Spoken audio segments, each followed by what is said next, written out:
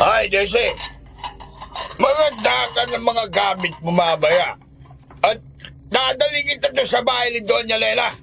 Mula bukas ay mamamasukan ka sa kanila. Po, Tay, ang akala ko po ba mag-aaral ako? Di ba po nangako kayo sa akin? Tsaka hindi po ba may balita na masama daw ugali ni Doña Nena? Nang mag-aaral, ha? Kalimutan mo na yung pag-aaral na yan. Nagsasayang ka lang ng panahon at pera dyan. Ang gusto ko ang sundin mo. Papasok ang katulong kay Doña Nena. At ang sweldo mo buwan-buwan ako ang hahawa. Mas importante na kumita ka na ng pera at may pakinabang ka sa buhay ko. Hindi yung puro pambubuisit ang dala mo. Pero Tay, gusto ko po talaga mag-aaral eh. Ikaw, tarantadong bata ka. Sino nagbigay sa'yo ng karapatan na kontrahin ang sinasabi ko? Anak ka lang ng nanay mo sa ibang lalaki.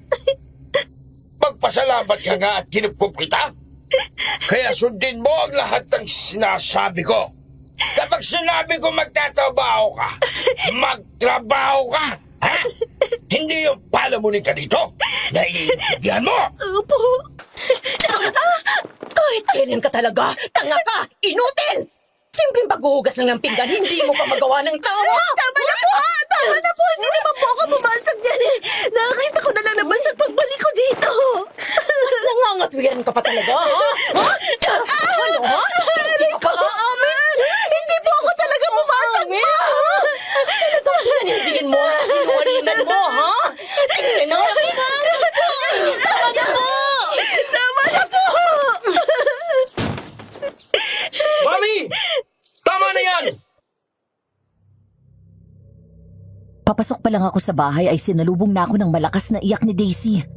Binato ko sa tabi ang hawak ko na walis at dustpan, saka nagmamadaling tumakbo papunta sa kusina. Ganon na lang ang gulat ko nang makita ang mahigpit na hawak ni Mami sa buhok ni Daisy. Habang tinatadyakan at hindi alintana ng nanay ko kung saan niya tamaan ito. Napatakbo ako palapit at tinulak si Mami palayo. Nabitawan niya si Daisy at napaupo sa sahig. Gulat siyang lumingon sa akin at pinukol ng galit na tingin. Pagkatapos inalalayan ko si Daisy at tumayo, saka ko tinago sa likod ko. Alvin! Nagawa mo akong itulak dahil lang sa babaeng yan? Dahil sumusobra na kayo! Ilang beses ko na kayong sinabihan na wag kayong mananakit ng kahit sino sa kasambahay natin! Nagawa ko yon dahil tatanga-tanga siya! Ang mahal-mahal ng pinggan na yon! Hindi po ako, sir. Alam ng Diyos, hindi po ako nakabasag niyan.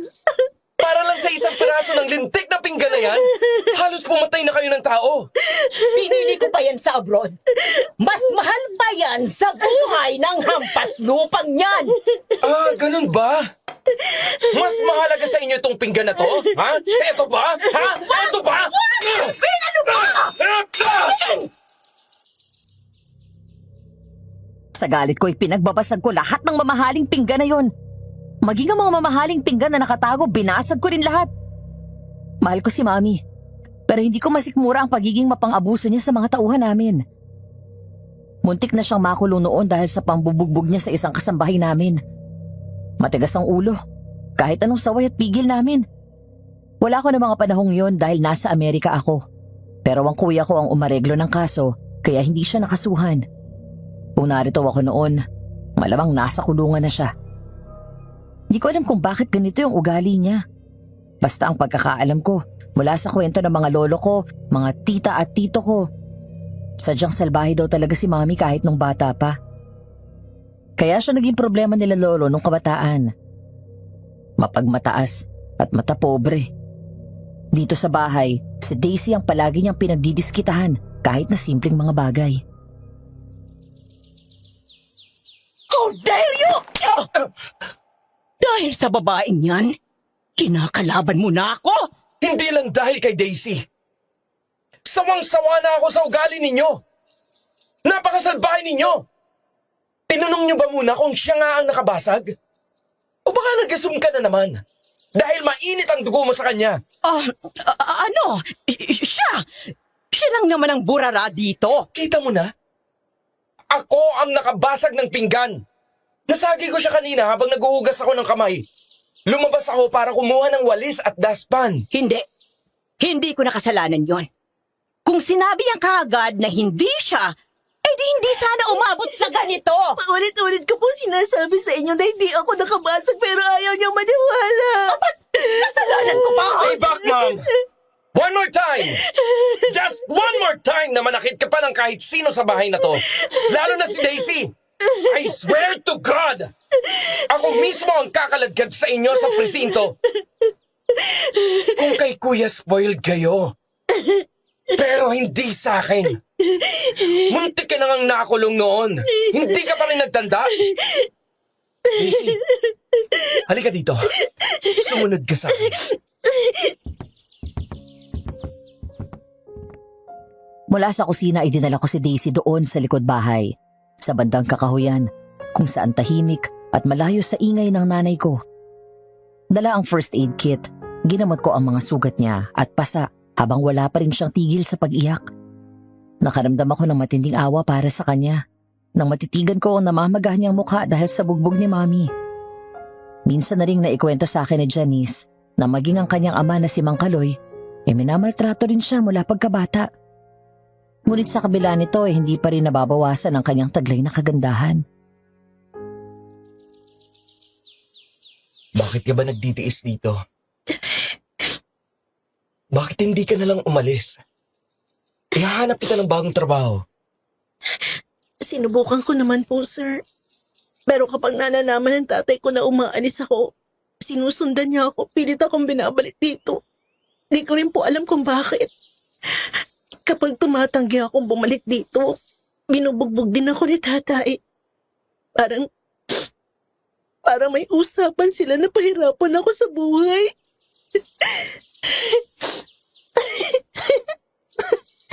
Nakakatawang buhay ko, no, sir? Pinanganak lang yata ako para bugbugin eh. Daisy, bakit hindi ka lumaban? Bakit mo hinahayaan na ganyanin ka nila? Lumalaban ako, sir. Hindi lang halata. Palagi kong dinadasal sa Diyos na siya na ang bahalang magbigay ng hustisya sa mga taong sinasaktan ako. Hindi man ngayon, alam ko bahalang araw. Pagbabayaran nilang lahat yan. No offense meant po, pero kasama na ng mami mo doon. Matagal na ang dapat nakakulong si Mami. Gaano ka na nga ulit katagal dito? Mag-iisang taon na po. Pasensya ka na sa kanya. Yun lang ang masasabi ko ngayon. Hindi ko naman pwedeng depensahan siya sa harap mo dahil alam ko na guilty siya. Kung gusto mong pumunta sa pulis para magreklamo, hindi kita pipigilan. Maiintindihan ko. Darating tayo dyan. Sir Alvin, bakit po ang bait nyo? Ang layo ng ugali nyo sa mami nyo. Hindi mo ba alam?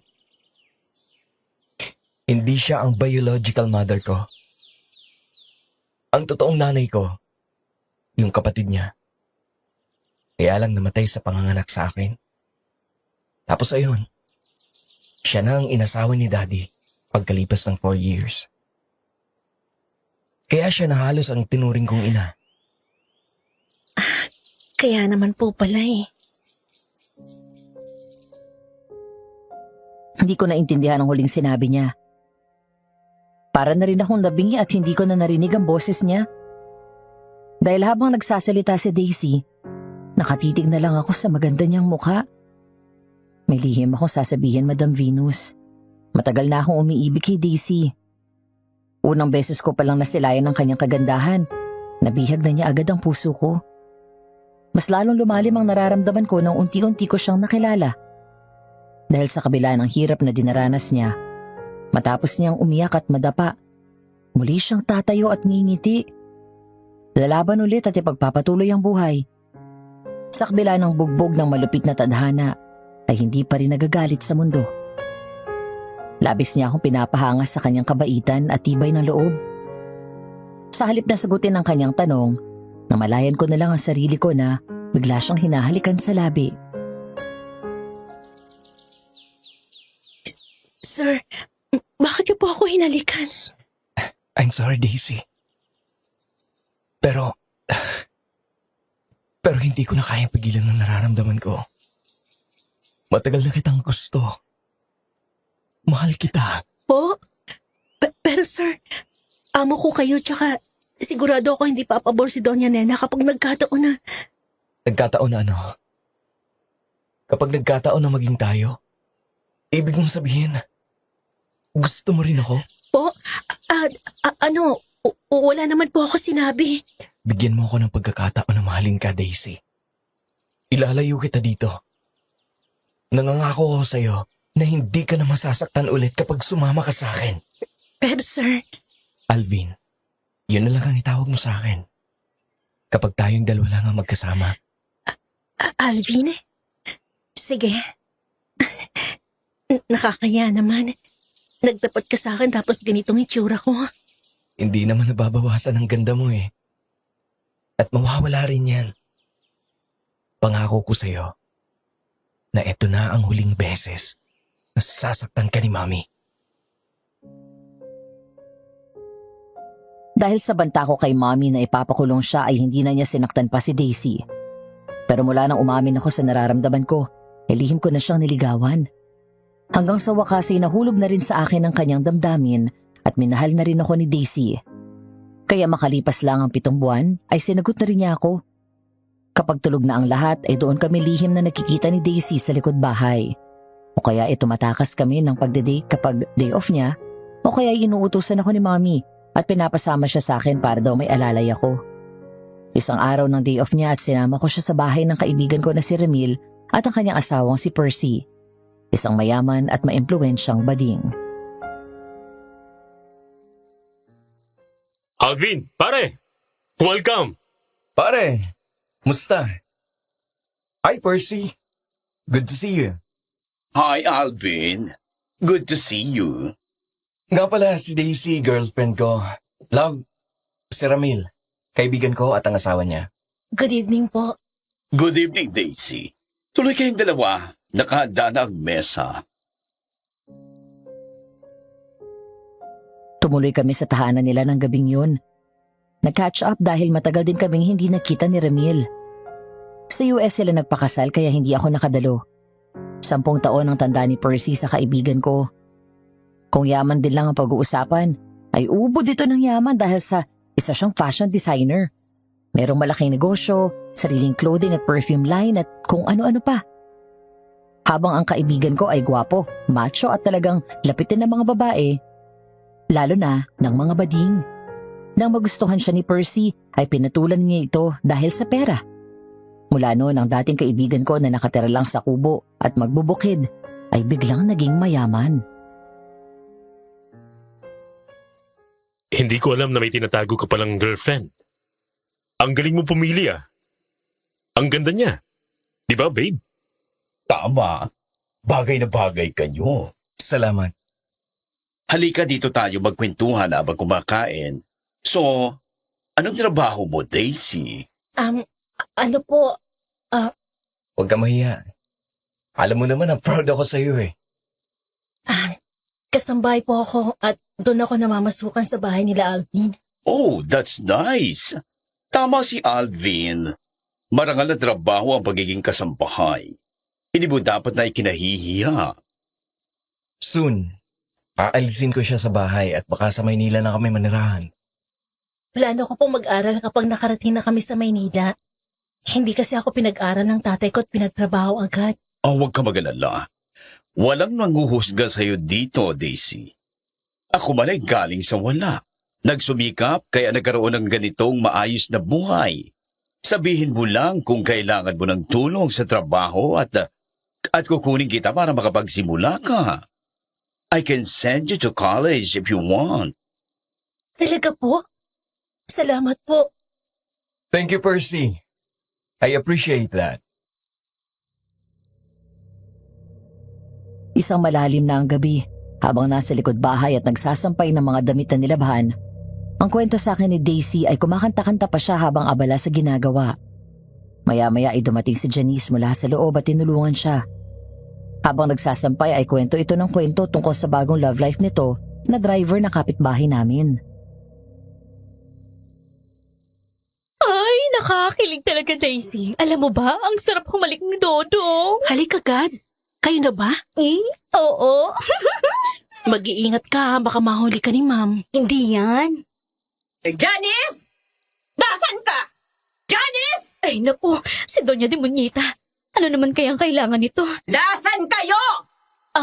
Nandito po sa likod, ma'am. Nagulat sila nang biglang bumukas ang pinto at lumabas ang galit na mukha ni Mami. Nagkatinginan ng dalawa at bahagyang napaatras nang itaas nito ang hawak na damit. Sabay ladlad nito at nakita ang sunog na bakat ng plancha doon. Nagulat daw si Janice nang ibato ni Mami ang damit sa kanya. Ikaw ang pinagplansya ko nito, di ba? Ako ba? Daisy, hindi ba ikaw ang namalansya? Ha? Hindi ako. Naglalaba ako maghapon dito sa likod eh. Huwag kang magturo dahil sa'yo ko iniutos to. Hindi ba kabilin-bilinan ko sa'yo na ingatan mo ang pagpaplansya nito dahil ito ang isusuot ko sa party sa Maynila? Doña Nena, sorry po. Siguro kaya nasunog to dahil hawak mo na naman ang cellphone mo at nakikipaglandian sa driver ng kapitbahay. Hindi po. Anong gagawin ko ngayon dito sa damit, ha? Anong isusuot ko, ha? Alam mo bang napakamahal nito? Alam mo, nasa lahat ng ayoko ay yung mga tatanga-tanga, ha? Sa gagawin ko, sisiguraduhin ko magtatanda ka!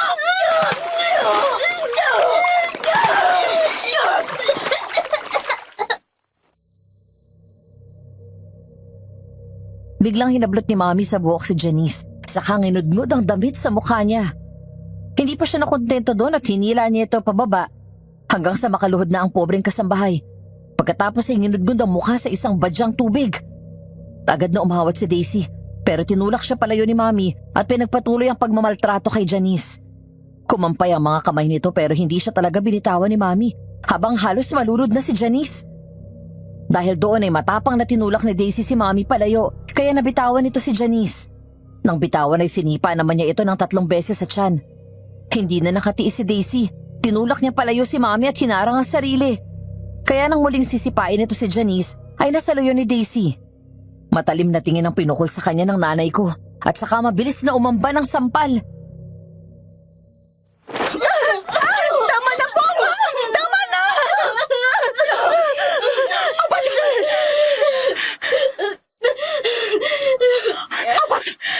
Sinong nagbigay sa'yo ng karapatan na itulak ako?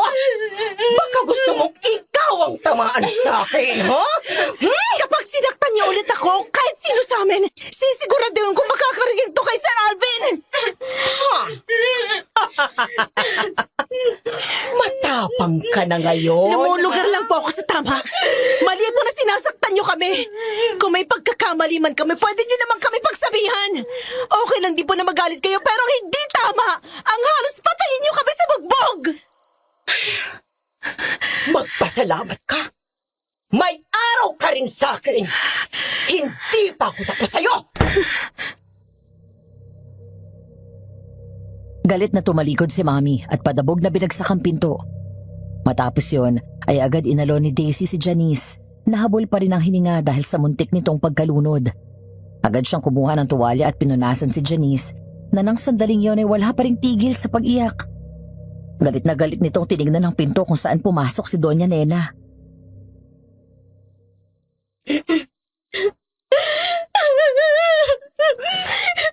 May araw din sa akin ang matandang yan. Ang mabuti pa, pumasok ka na sa kwarto para makapagpalit ka. Ako na lang magtutuloy nito. Isa ka pa. Alam mo, mula nang pinagtanggol ka ni Sir Alvin, ako na palagi pinagpapalingan niya. Dati naman, ikaw lang ang punching bag niya eh. Ngayon pati ako nadadamay sa kamalasan mo. Janice, hindi ko kagustuhan yun. Anong pakaramdam na malakas ang bakar mo? At pinapaboran ka ng anak ng amo natin? Puisit na buhay to! Pati mga tao sa paligid ko, puisit! Inirapan daw siya ni Janice at nagmarcha papasok ng kwarto. Bumuntong hininga na lang daw si Daisy at napailing. Matapos yun ay pinagpatuloy niya na lang ang pagsasampay. Makalipas lang ang 30 minuto, sa wakas natapos na siyang mag-isa. Habang nagliligpit ng gamit, biglang natigilan si Daisy nang may marinig na kumakaluskos sa makapal na halamanan. Sinubukan niyang tignan kung may tao doon. Pero dahil sa dilim ng paligid, wala siyang nakita. Kaya naman inisip na lang ni Daisy na baka pusa lang yun. Hanggang sa isang nakakatakot na angil ang sunod niyang narinig. Sino yan? May tao ba dyan? Daisy, Sino yan? lumapit ka dito. Manang? Ikaw ba yan? Lapit pa. Kakainis ka naman Natakot ako sa'yo. Ikaw lang pala yun? Saan ka pupunta Madilim na dyan sa kakahuyan May narinig akong tumatawag sa pangalan ko Ikaw lang pala. Hindi ako yun Dadarating ko lang Ha? Sino kaya yun? Huwag mo nang pansinin yun. Halika dito, bilis. Saan tayo pupunta? Sa kwarto ko. Ha? Baka marinig tayo ng mami mo. Hindi yan. Pinainom ko ng pampakalma kaya malalim ng tulog nun. Halika na, bilis. Miss na kita Pakis nga. Sabado ng hapon, matapos matupi ni Daisy ang mga damit na nilabhan, ay maayos niyang sinalansan ang mga ito sa laundry basket para dalhin sa kwarto namin. Habang ginagawa yun ay lumabas si Janice mula sa maid's quarters. Bihis na bihis at naka-makeup. Handa nang umalis dahil day off nito. Pagkatapos ay excited na pinagmalaki kay Daisy ang suot niya. Aba, ang ganda na bihis mo May date ka? Oo. Si Dodong, yung driver dyan sa kabilang bahay. Naku, ikaw talaga. Kagabi lang pinagalitan ka ni Ma'am tungkol dyan. Wala naman yung demonyita Nasa Maynila. Bukas pa yun uuwi, tsaka day off ko naman. Ikaw, wala ka bang boyfriend? Sa ganda mong yan, aba, maraming nagkakagusto sa'yo dito. Pati nga may yaman dito sa subdivision Wala Alam mo naman ang sitwasyon ko sa tatay ko. Ay, nako. Minsan napapatanong na rin ako Bakit ba ganyan ang buhay mo? Sa bahay niyo, ginajombag ka ng tatay mo. Dito ganun pa rin. Pasalamat na nga lang tayo kay Sir Alvin kaya nabawasan ang pananakit sa'yo ni Doña Nena. Ewan ko ba sa matandang yun? Kabit yata ni Satanas Grabe ang salbahe at kung manakit. Hayaan mo na yon. Hindi naman na siya nananakit. Natakot kay sir. Hindi ka binubugbog, oo, pero binabatok-batukan ka pa rin. Lalo kapag wala si Sir Alvin. Kung ako sa'yo, girl, tatakasan ko yung mga yan at magpapakalayo ako. Kung ako lang, Janice, ginawa ko na yan matagal na. Kaya lang kasi hindi ko maiwan ng mga kapatid ko na nasa podar ni tatay. Baka sila naman ang pagbalingan niya at saktan. Nga pala. Sorry sa nangyari kagabi kung napagbalingan kita ng galit ko kay ma'am. Naku, wala yun. Naiintindihan ko. Ay, girl. Di bale, hayaan mo at makakaraos rin tayo. Sige, aalis na ako. Magsarado ka at ikaw lang mag-isa dito sa bahay. Okay. Ingat at enjoy sa date mo. Matapos ang ginagawa ay umakyat na siya sa second floor. Unang pinuntahan ang kwarto ni Mommy at nilagay sa loob ng closet ang mga damit niya. Sunod siyang pumunta sa kwarto at inayos din ang mga damit ko. Ang hindi alam ni Daisy at Janice ay kanina pa ako nakauwi at naroon sa kwarto at naghihintay sa pagdating niya. Nagtago ako sa loob ng closet nang marinig ko na parating na siya. Nang buksan ni Daisy ang susunod na aparador, doon ko siya biglang ginulat at natawa ako ng malakas nang halos lumundag siya sa gulat. Kabayo! Ano ka ba? Papatayin mo ba ako sa nervyos? Sorry Pambihira na. ka talaga. Ang cute mo kasi kapag nagugulat ka Teka, anong oras ka pa nakabalik dito? Akala ko mamaya ka pa uuwi. Maagang natapos yung meeting ko. Umuwi agad ako dito dahil alam ko na wala si Mami. At day off rin si Janice. Kaya masusolo natin ang bahay. Tumigil ka, Alvin, ha? Marami pa akong gagawin sa kusina. Tutulungan kita mamaya. Pero ngayon, dito muna tayo. Sobrang namiss kita Ilang araw din ako nasa Maynila. Ako rin. Namiss kita.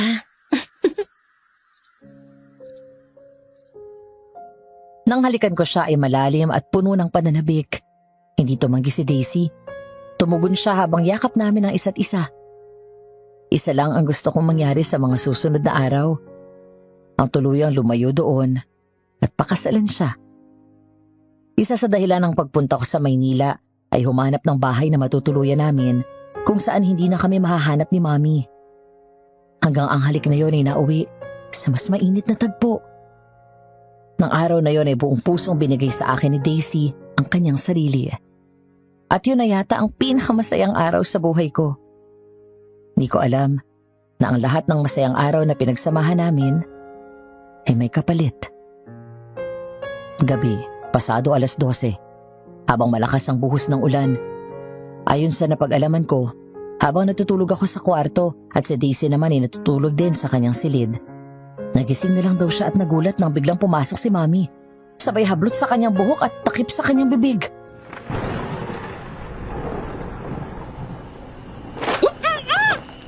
Iyakang malandi ka? Anong akala mo? Hindi ko malalaman na may relasyon kayo ng anak ko? Ambisyosa ka masyado. Sinong may sabi sa'yo na pwede kang maging parte ng pamilya ko? Hindi ako papayag na malahian kami ng malalandi gaya mo! Isang hampas lupa! Masyado kang makati. Manang-mana ka sa nanay mo. Mula ngayon, lalayas ka na sa bahay na to! Huwag, parang awan niyo na, Doña Nena. Nagmamahalan kami ni Alvin. Nagmamahalan? Nagpapatawa ka yata. Hindi ka mahal ng anak ko. Ginagamit ka lang niya pampalipas ng oras para usan. Hindi ako naniniwala sa inyo. Mahal ako ni Alvin. Gusto mo ng pruweba? Oh, ayan!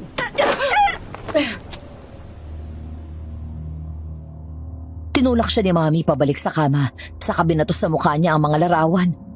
Nanginginig ang kamay na dinampot ni Daisy ang mga ito. Sunod-sunod na umagos ang luha niya nang makita ang mga pictures ko kasama ang isang babae. Walang iba kundi yung ex ko. Mga dating larawan nakuha noong kami pa. Ginamit yun ni Mami laban kay Daisy. Dahil wala pa siyang alam sa nakaraang relasyon ko, naniwala siya sa mga kasinungalingan ng nanay ko. Muling hinablot ni Doña Nena ang buhok niya at hinila palayo. Kasunod ang iba pang kasambahay na dala ang kanyang mga damit.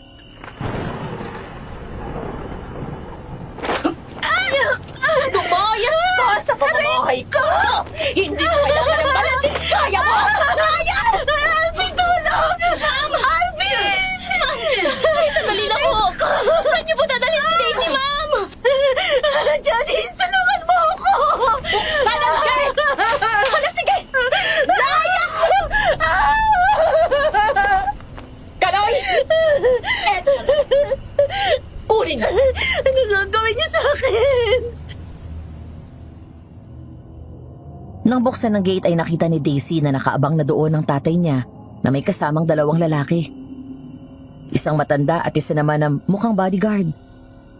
Nagpumigla siya pero tinulak ni Mami si Daisy papunta sa tatay niya. Sa pilitan siyang hinila nito palapit sa mga kasama. Sinubukan niyang kumawala pero bigla siyang sinampal ni Mang Kaloy at sinunggaban sa buhok.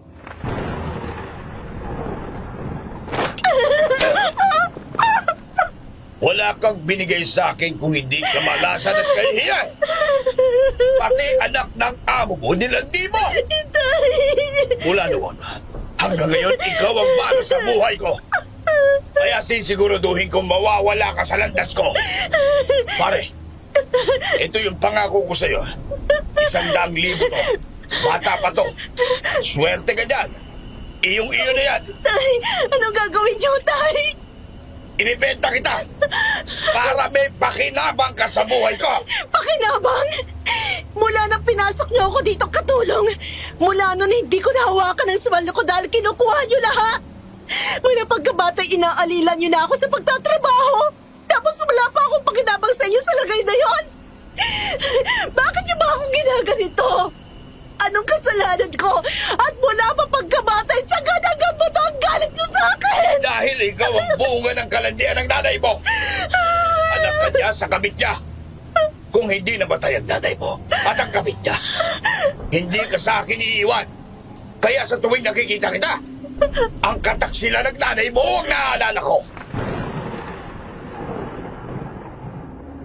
Natulalahan na lang daw si Daisy sa kanyang narinig.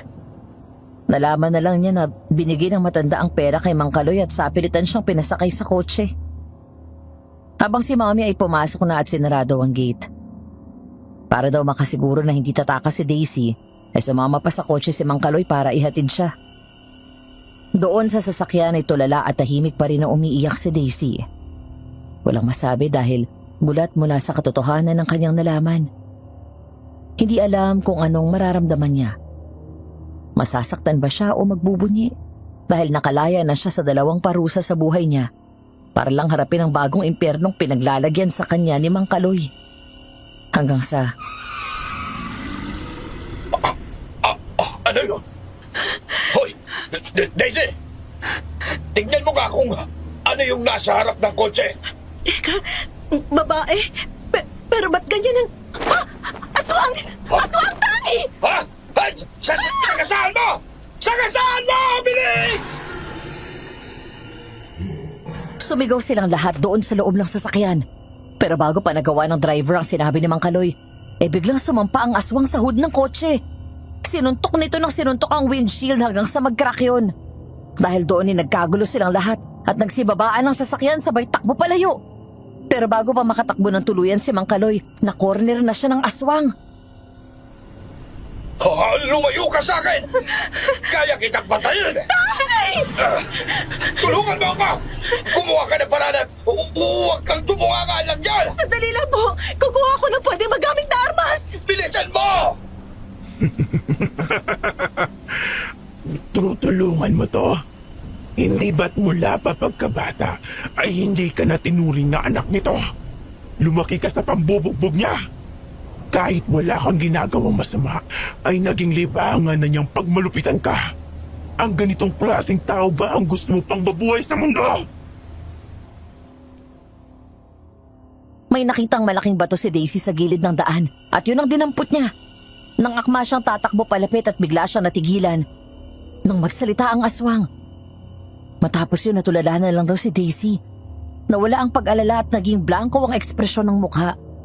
Gulat na nasundan ni Mang Kaloy ang hawak niyang bato nang ibalik yun ni Daisy sa gilid ng daan. Hoy! Huwag ka makinig sa kanya! Tatay mo pa rin ako! Mag-isip kang mabuti. Wala ka na sa poder ni Doña Nena. Niloko ka na ng nobyo mo. Kapag wala nang matandang to, makakalaya ka na at wala nang mananakit sa'yo. Daisy! Huwag ka makinig sa kanya! Tama.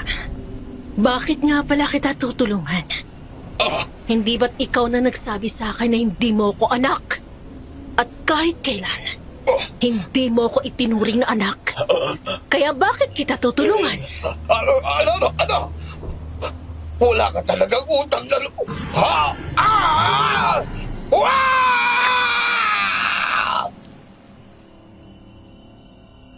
Sa halip na tulungan ay iniwan ni Daisy ang ama at hinayaan na lapain ang aswang. Nagmamadali siyang tumakbo papasok ng kakahuyan. Mabilis ang bawat hakbang, makalayo lang sa aswang. Hanggang sa marinig na lang niya na may humahabol sa kanya. Nanlaki ang mata ni Daisy nang makita ang aswang na siya naman ang hinahabol. Napasigaw siya sa takot. Habang tumatakbo ay panay ang kanyang lingon. Hanggang sa tuluyan siyang inabutan nito. Wag! Sinong may sabi na tatay mo lang ang mamamatay? Tapusin na natin ang miserable mong buhay, Daisy. Tutal naman ay walang totoong nagmamahal sa'yo. At lahat ng tao sa paligid mo ay sinasaktan ka.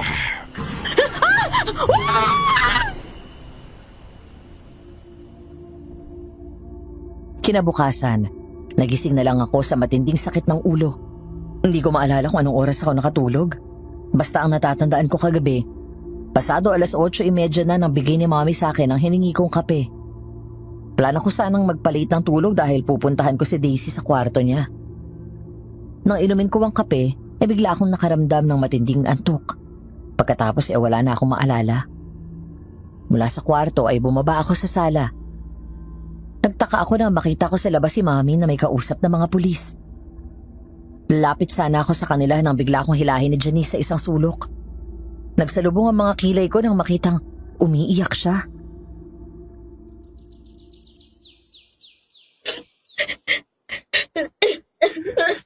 Bakit ka umiiyak?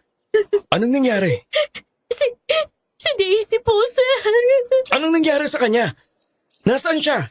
Sir, mayaamay din po ako sa inyo. Yun pong kape na ininom nyo. Nilagyan ni Doña Nena ng pampatulog. Tapos, kagabi pinalayas niyo si Daisy. Galit na galit siya dahil nalaman niya na may relasyon kayo.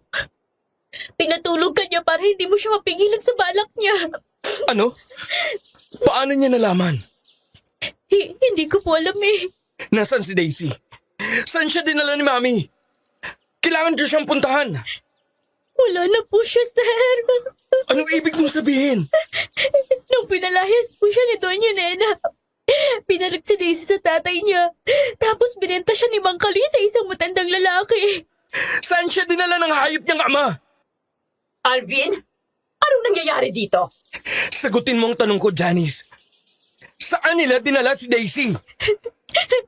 Wala na po si Daisy, sir. Patay na siya.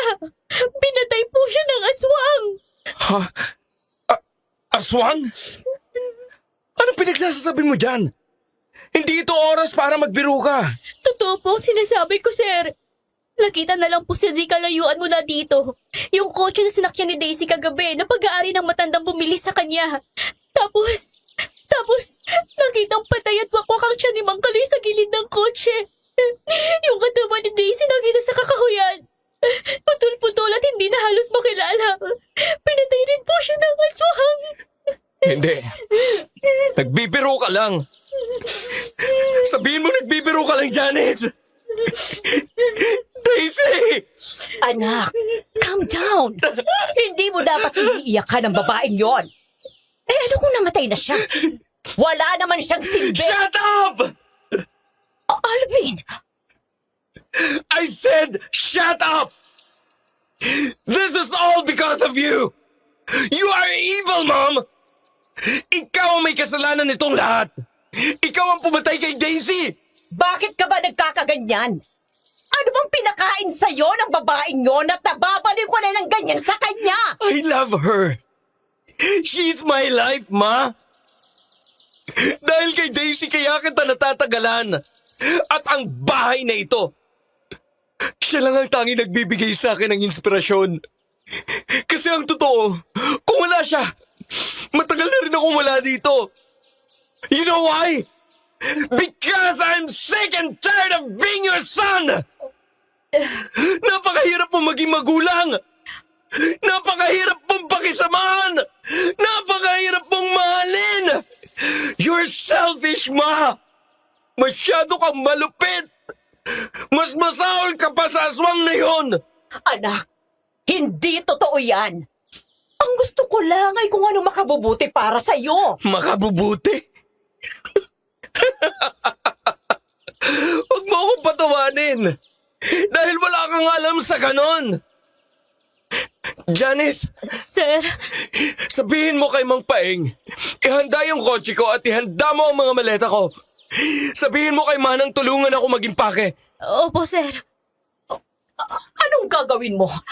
Aalis ka? Na matagal ko nang dapat ginawa. Sawang-sawa na ako. At matagal na akong nagtitiis sa kasamaan ng ugali mo. Mula ngayon, kalimutan mo nang may anak ka. Alvin, anak! Huwag kang umalis. Huwag mo akong iwan. Alvin! Matapos ang trahedyang yun at mailibing namin si Daisy, ay lumuwas ako sa Maynila para ayusin ang papeles ko. Sa tulong ng isang kaibigan ay pumunta ako sa Canmore, Alberta, Canada at doon na nanirahan. Pinutol ko ang anumang ugnayan kay Mami. Wala akong dinalang pera mula sa kanya. Doon nagsimula ako ng buhay mag-isa. Nagtrabaho sa restaurant, minsan naging kargador, hanggang sa makapasok ako sa isang real estate company kung saan naging maganda ang buhay ko. Makalipas ng 5 taon, narito na ako muli sa Pilipinas. Hindi para dumalaw sa mami ko, kundi para pagbigyan si Don Fabian. Ang mabait na Pinoy na tumulong sa akin sa Canada at may-ari ng real estate company na pinapasukan ko. Nagtayo siya ng branch ng kumpanya dito sa Pilipinas at gusto niyang ako muna ang maging OIC hanggang maging stable ang kumpanya. At ang gabing yon ang launching nito. Ang lahat ay pawang nakapurma lang suot. Amerikana sa mga lalaki at pagandahan sa kanilang formal dress sa mga babae. Kasama sa inimbitahan ni Don Fabian ang malalaking negosyanteng kaibigan niya. Kasama na doon si Ramil at Percy. Alvin? Ramil! Kumusta? Putya pare, long time no see. Kailan ka pa dito? Ilang buwan na rin ako dito. Ako ang OIC nitong branch dito sa atin. Baka magstay pa ako dito ng ilang buwan. Habang bago pa lang ang kumpanya. Tsaka ako babalik ng Canada kapag stable na sila dito. Alvin, nice to see you again. Hi, Percy. Same here. Ang galing ah. Ano, may asawa ka na? Wala. Mula nang mamatay si Daisy, nawala na ako ng interest sa mga ganyan. It must have been hard for you. Ganun talaga eh. Sayang lang. At wala siya dito para makita niya lahat ng success ko. Etong pangarap ko para sa aming dalawa eh. I'm sure nakikita niya lahat ng pagsisikap mo. Habang nag-uusap kaming tatlo, eksaktong paglingon ko ay bigla akong natigilan nang masipat ang isang pamilyar na mukha. Kumabog ng husto ang dibdib ko nang matitigan ang mukha ng babae. Nakasuot ng mahabang damit na midnight blue. Mababa ang neckline at labas ang kanyang mga balikat.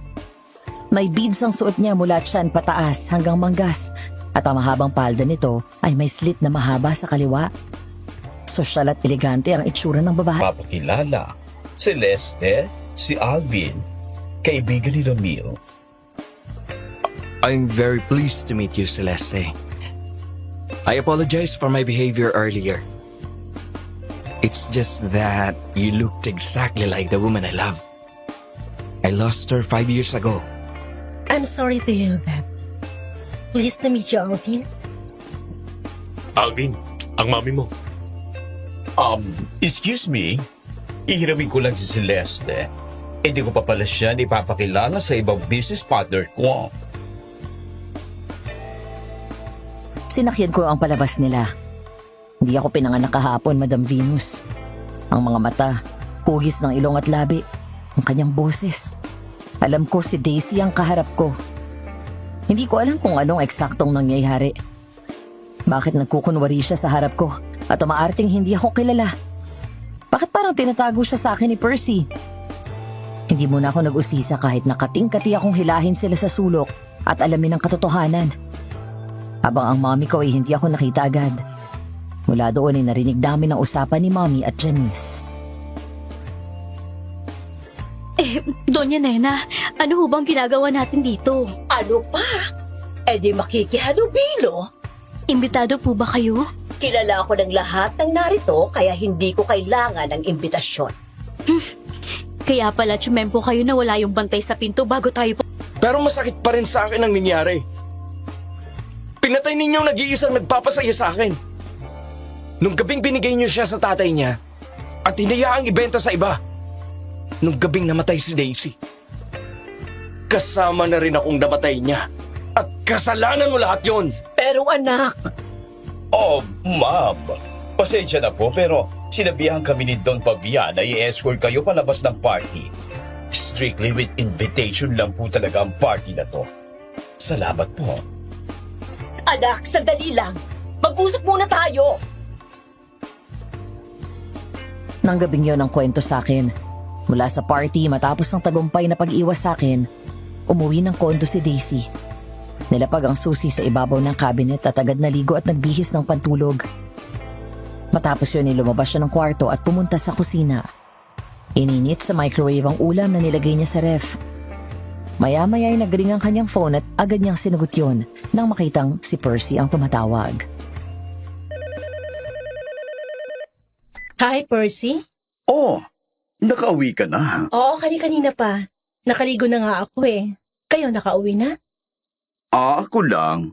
Si Ramil kasi nagpaalam na lalabas muna kasama ng mga kaibigan niya. Okay. By the way, pasensya ka na sa nangyari kanina. Hindi talaga namin alam na si Alvin pa lang.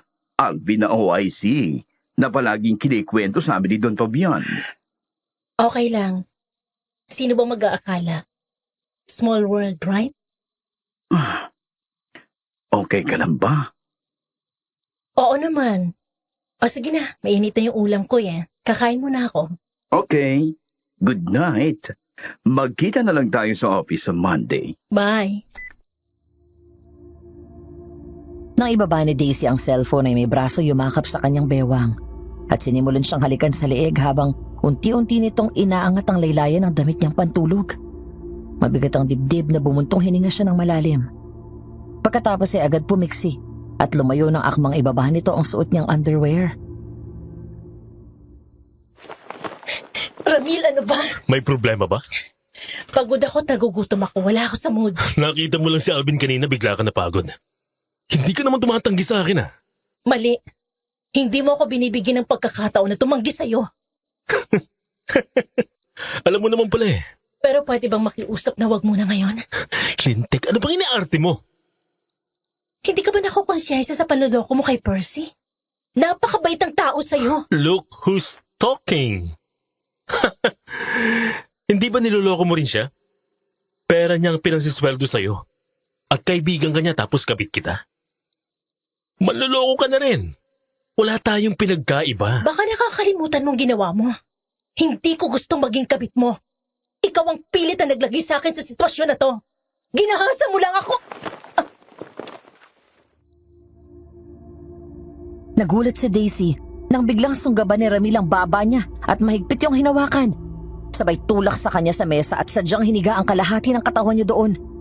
Binigyan siya nito ng isang matalim at nakakatakot na tingin. Gigil na gigil ito sa galit habang naramdaman ni Daisy ang pananakit ng baba niya dahil sa higpit ng hawak nito. Ay, nasasaktan ako, Ramil. Masasaktan ka talaga sa akin.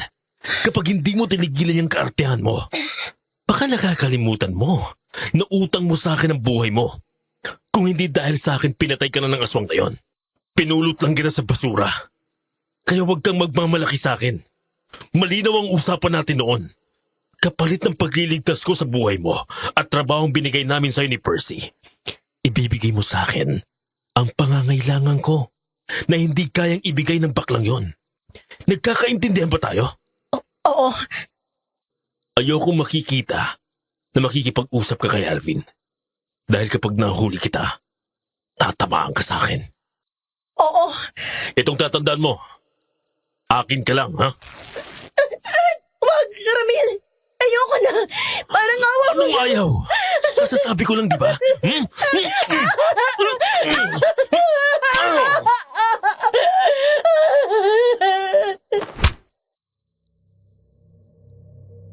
Matapos ang sampal ay bigla siyang sinuntok nito sa puson. Walang nagawa si Daisy kundi ang umiyak ng punitin ni Ramil ang damit at underwear niya. Pagkatapos ay puwersahan siyang inangkin. Mariin itong tinakpan ang bibig niya para hindi siya makasigaw. Kaya ang tanging nagawa ni Daisy ay impit na umiyak habang si Ramil ay nagpapakasasa sa kanyang katawan. Nang matapos ito ay tinakpan niya ang sarili at bumangon saka bumaba sa sahig. Tahimik na umiiyak. Kumihingal na napaupo si Ramil at hinaplos siya sa pisngi. Yan, ganyan. Magpakabait ka para hindi ka nasasaktan. Alam mong hindi pa tayo tapos, hindi ba? Sige, paghain ka. Kumain muna tayo. Pagkatapos ay pumasok ka sa kwarto. Oo. Habang naroon ako sa kotse ay hindi ko maiwasan ang maluha habang inaalala ko ang mga napag-usapan namin ni Percy. Habang nasa opisina ako kaninang umaga, ay hindi ko natiis at pinuntahan ko siya. Doon ay umamin siya pagkatapos ay humingi ng tawa dahil sa pagtatago nila kay Daisy. Tama ko. Ang Celeste na yon ay ang babaeng 5 taon ko nang pinagluluksa. Tinuro sa akin ni Percy kung saan nagtatrabaho si Daisy, kaya naroon ako sa parking lot at naghihintay sa kanya. Bigla akong lumabas ng sasakyan. Nang sa wakas ay lumabas ang hinihintay ko. Ngunit nagtaka ako dahil agad sumunod si Ramil. Hinawakan sa bewang si Daisy na para bang niyayakap siya habang pilit na umiiwas ito. Daisy? Ramil? Pare, anong ginagawa mo dito? Mag-uusap kami ni Daisy. Bakit bang kulit mo? Sinabi na hindi ako si... Huwag ka lang magsinungaling. Alam kong ikaw yan. Anong akala mo? Naniwala ako sa mga palabas mo kagabi? Hindi ako tanga, Daisy. Kilalang kilala kita. Kung ganun, umalis ka na. Dahil ayoko makausap ka o kahit makita ka. Ano bang problema, ha? Wala akong naaalala na ginawa kong kasalanan sa'yo bago ang gabing pinalayas ka ni Mami. Manloloko ka! Sinabi mo mahal mo ako pero ginamit mo lang ako. Pinaglaruan mo ako. Sinabi mo na ako lang ang mahal mo pero may girlfriend ka pala sa Maynila. Ginawa mo akong tanga. Ginamit mo lang ako. Wala kang ipinagkaiba sa mami mo. Ano? Sino nagsabi sa'yo? Pare, ang mabuti pa, hayaan mo na muna si Daisy. Umalis ka na mo... Hindi na ituloy na Ramil ang sinasabi niya nang bigla ko siyang suntukin ng malakas sa muka. Dahil doon napahiga siya sa lupa, sabay hawak ko sa kamay ni Daisy at hinila siya. Saka ko hinarang ang sarili ko sa kanya. Agad na tumayo si Ramil at nagtaka ako sa galit na nakita ko sa mukha niya. Galit na may kasamang selos. Huwag kang makialam dito, hayop ka. Alam na alam mo kung gaano ako pinagluksa si Daisy. Halos mabaliw ako sa lungkot. Kulang na lang magpakamatay ako. May pa-advise ka pa na mag-move on na ako? Tapos malalaman ko, tinatago mo lang siya sa akin. 5 taon! 5 taon ako naghirap na mabuhay na wala siya! Si Daisy ang may kagustuhan nun! Kung totoong nagmamalasakit niya sa akin, sinabi mo na agad sa akin na buhay si Daisy para naayos namin kung ano man ang problema. Hindi ganun ang ginawa mo! Matagal na kayong tapos, hindi ba? Huwag mo nang guluhin si Daisy! Ayaw niya na sa'yo! Sandali nga. Bakit ganyan ka makaasta? Dahil mo pang boyfriend, ha? May asawa ka na, di ba? May relasyon ba kayo? Wala! Wala kami relasyon. Halika na. Mag-uusap tayo. Daisy! Sandali lang! Daisy! Habang nasa loob ng kotse ay pareho kaming tahimik. Kanina ko pa napapansin na hindi siya mapakali. Pero hindi ko siya sinita. Sa halip ay patuloy lang ako sa pagmamaneho. Hanggang sa makarating kami sa condo building kung saan ako pansamantalang tumutuloy. Pinarada ko sa isang tabi ang kotse at sabay kaming bumaba. Hanggang sa mga sandaling yun ay wala pa rin nagsasalita sa amin kahit isa. Maya-maya ay bigla ko natigilan nang may narinig na kakaiba sa paligid. Ano yun? Aso? Hindi. Ang tunog na yun. Takbo, Alvin! Kailangan na natin makapasok agad. Hindi pa lalo tayong hahabulin ng aso kapag tumakbo tayo? Hindi yan ordinaryong aso. Aswang yan! Aswang? Bigla akong hinawakan ng kamay ni Daisy at napaatras kami nang biglang gumalaw ang makapal na halamanan. Ganun na lang ang panlalaki ng mata ko nang lumabas ang isang aswang. Ang nasa harapan namin ngayon ay isang nilalang na may katawan ng tao. Pero ang mukha ay animo demonyo. Nanlilisik ang kanyang mga mata na kulay dilaw. Malaki at patusok ang tenga. Matalas at mahaba ang mga pangil. Makapal at mahaba ang buhok na tulad sa balahibo ng lobo.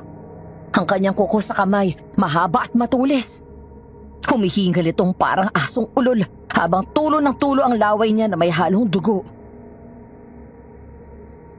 Sa wakas ay nagkita na ulit tayo, Daisy. Ang tagal kitang hinanap. Nagtatago ka lang pala dito sa syudad na to. Takbo! Bilis! Hindi niyo ako matatakasan. Anong gagawin natin? Ha? Nasa likod na natin siya! Tumakbo ka na doon sa loob, bilis!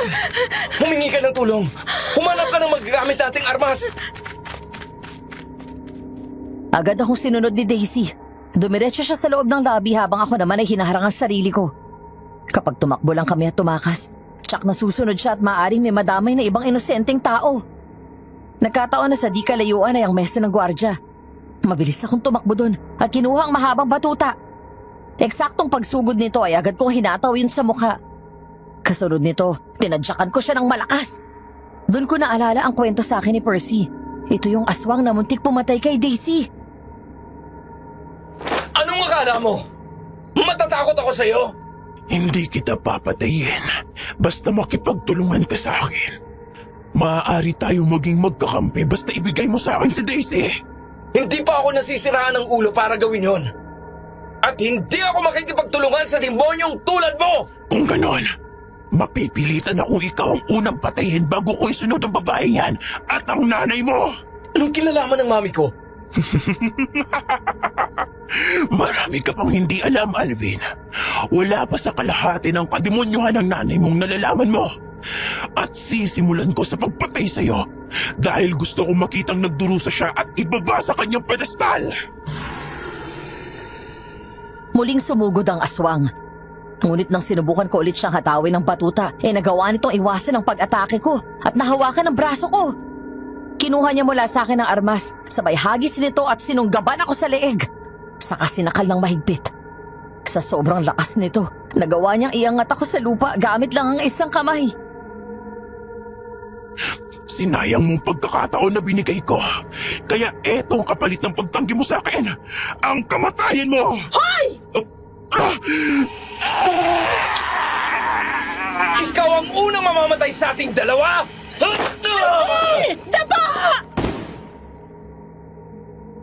Matapos akong nabitawan ng aswang at sprayan nito ni Daisy ng fire extinguisher, kinuha ko yun mula sa kanya at hinataw sa mukha nito. Pagkatapos, siya namang dating ng gwardya sa kabinarilang aswang. Mabilis itong nakaiwas at kumaripas ng takbo pabalik sa loob ng madilim na kakahuyan. Hanggang sa tuluyang makatakas. Kahit na malaki ang syudad ng aming probinsya at moderno, marami pa rin mga puno sa paligid na papasok sa masukal na kagubatan kung saan matagal nang may usapan na pinamamahayan ng aswang. Ayos ka lang? Ako nga ang dapat nagtatanong sa iyo eh. Okay lang ako. Sir, thank you ha. Daisy, halika na sa taas. Marami tayong dapat na pag-usapan. Naupo sa katapat na silya kung saan siya nakaupo. Pinagmasdan ko ng maigi ang mukha niya. Hindi pa rin nagbago yung kanyang kagandahan. Kung may nagbago man, mas lalo siyang gumanda. Lalo na ngayong marunong na siya mag-ayos at magbihis. Hindi na siya yung nakilala kong Daisy na simple. Sosyal na ang dating nito at hindi mo iisipin na dumaan sa matinding pagsubok sa buhay. Kung ako lang ang masusunod, kanina ko pa siya hinalikan. Kung nalaman lang ni Daisy kung gaano akong nangulila sa kanya. Anong nangyari, Daisy? Paano ka nakaligtas? Bakit yung nagtago sa akin? Nang gabing pinalayas ako ni Doña Nena. At matapos patayin ng aswang si tatay. Nakatakbo ako pero hinabol ako ng aswang. Muntik niya na ako mapatay. Pero naroon si Ramil at iniligtas niya ako. Binaril niyang aswang at tinakas ako. Dahil sa takot ko na baka masundan ako ng matandang pinagbentahan sa akin ni tatay. Pinalabas ko na patay na ako.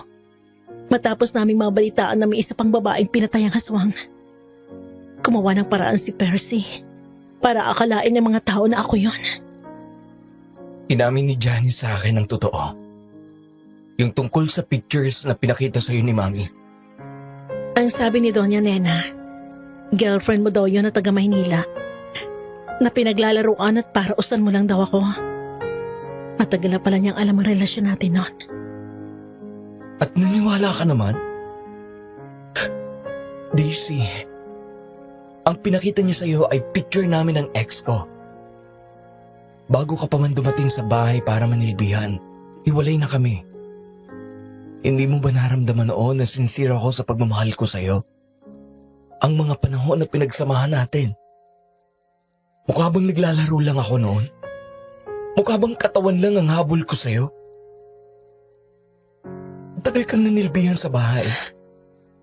Siguro naman sa panahon na yun, ay nakilala mo na ako. Paano hindi ako maniniwala? Noong oras na kinakalagad ako ng mami ko palabas ng bahay, wala kang ginawa. Kahit anino mo, hindi ko nakita. Pinabayaan mo ako, Alvin. Noong panahon na binibenta ko ng tatay ko, wala ka doon. At nung hinabol ako ng aswang, muntik ako mapatay, wala ka rin doon. Kaya ba pinalabas mong patay ka na? Kahit sa akin ay hindi mo sinabi. Pinagtaguan mo ko na hindi mo man lang inalam ang totoo. I was drugged, Daisy. Nilagyan ni Mami ng pampatulog ang kaping binigay niya sa akin ng gabing yun. Kaya wala akong kamalay-malay sa mga nangyari. Ano? Linano ni Mami ang gabing yun. At si Janice mismo ang umamin sa akin. Halos mamatay ako sa lungkot nung mawala ka. At inakala ko na patay ka na. Gusto kong sumunod sa'yo. Gusto ko magpakamatay dahil hirap na hirap ako mabuhay araw-araw na wala ka. Pinutol ko ang anumang ugnayan ko kay Mami. Nagdesisyon ako umalis ng bansa at pumunta sa Canada. Baka sakaling maging okay ako. Pero mula noon, hanggang ngayon, ikaw lang ang minahal ko, Daisy. Kahit kailan hindi kita nakalimutan. Narinig mo na ang dapat mong marinig. Aalis na ako. Wag, please. Nakikiusap ako. Stay with me, love. Nang tumayo si Daisy at akmang pupunta sa pinto ay mabilis ko siyang pinigilan. Mula sa likod ay mabilis ko siyang niyakap ng mahigpit. Pinupuno ang 5 taong pangungulila ng puso ko sa kanya. Ang mayakap siya na inakala ko na mananatili na lang sa isang panaginip. Narito na sa mga bisig ko. Nang nagtangka itong kumawala ay bigla ko siyang pinihit paharap at hinawakan sa magkabilang braso. Alvin, hindi na tayo pwede. Iba na ang buhay ko ngayon. Bakit? May boyfriend ka na? Mahal mo ba siya, ha? Kailangan ko na umalis. Sagutin mong tanong ko, mahal mo ba siya? Oo! Liar! Sabihin mo ulit sa akin yan pagkatapos ko nito. Kumiglas siya nung una at pilit akong tinulak. Pero hindi ako nagpatinag. Niyakap ko siya ng mahigpit. Hanggang sa ilang sandali pa ay tumugon siya ng halik ko at yumakap sa akin. Sa isang iglap na pawi lahat ng sakit at lungkot na nararamdaman ko. Ilang sandali pa ay huminto kami nang magring ang phone niya. Tumalikod siya sa akin at tinignan yun. Ngunit ganun pa man ay nakita ko pa rin kung sino ang tawag ng tawag. Si Ramil. Nagtaka ako. Lalo na nang mapansin ko na natataranta si Daisy. Kinansel niya ang tawag nito pagkatapos ay muli ko siyang niyakap mula sa likod. Alam ko na mahal mo pa rin ako. Huwag kang umalis. Huwag mo akong iiwan. I miss you so much, love. Pero Alvin, Nararamdaman ko sa mga halik mo kanina na ako pa rin ang mahal mo, Daisy. Umalis na tayo dito. Sumama ka na sa akin sa Canada. Ilalayo kita dito. Kakalimutan natin lahat ng masasakit na nangyari sa buhay natin. At doon ay magsisimula tayo ng bagong buhay. I missed you too. Kahit kailan hindi ka nawala sa isip ko, Alvin. Talaga? Ako pa rin ang mahal mo. Oo, at hindi yun nagbabago. Pero hindi na natin pwedeng ituloy ito. I'm sorry. If I have to be the other man, then so be it.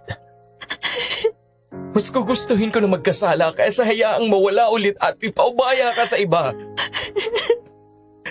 Aagawin kita sa kanya at hindi ako hihinto hanggat hindi ko bumabalik sa akin. Hindi mo alam ang sinasabi mo. Malinaw pang isip ko. Sabihin mo na nababaliw ako, oo. Mababaliw ako talaga kapag nawala ka na naman sa akin. So please, stay with me. Wala akong gagawin sa'yo na labag sa loob mo. Gusto lang talaga kitang makasama ngayong gabi. Please. Sandali lang. Tumatawag si Percy. Hello, Percy? Hi, Daisy. Tapos na ba ang meeting ninyo kasama ng mga investors? Oo, kanina pa. Nasaan ka na? Nakauwi ka na ba? Hindi pa eh. O magkasama pa ba kayo ni Ramil? Hindi na. Nandito ako sa condo ni Alvin. Bakit mo pala tinatanong? Nagala na lang ako. Wala pa kasi siya dito sa bahay eh. Di bale, tatawagan ko na lang ulit. Kinabukasan ay hinatid ko si Daisy sa kanyang kondo. Walang nangyari sa amin. Pareho namin gusto na matulog lang na magkayakap gaya noon. Yung parang kami lang ang tao sa mundo. Nang pumasok si Daisy sa loob ng kanyang unit, natigilan siya nang makita si Ramil na naroon. Ang suot na to ay yung pa rin kagabi habang nakaupo sa sofa. Halatang wala hatang tulog. Nang buksan niya ang phone na ako mismo ang nag-off kagabi bago kami matulog, nakita ni Daisy ang higit 50 text messages mula kay Ramil. Nang muli siyang tumingin dito ay hindi maipinta ang mukha nito sa galit. Ang mga gamit niya ay nakakalat sa sahig. Ang mesa ay nakataob at ang ibang display niya ay nabasag. Ano ginawa mo? Bakit ngayon ka lang, ha? Magdamag kayong magkasama ni Alvin? Ano bang pakialam mo? Ano? May nangyari sa inyo? Dumating lang siya, babalik ka na sa kanya? Pagkatapos kang lukuhin, siya pa rin? Hayop ka! Sinungaling ka! Alam ko lang totoo. Ikaw ang nagsabi sa akin at totoo ang sinabi sa akin ni Doña Nena tungkol sa mga pictures ni Alvin kasama babaeng yon. Yung pala, matagal na silang hiwalay bago pa kami nagkakilala. Napakawalang hiya mo! Matapang ka na ngayon, ha? Ha? Dahil sa lalaki yun!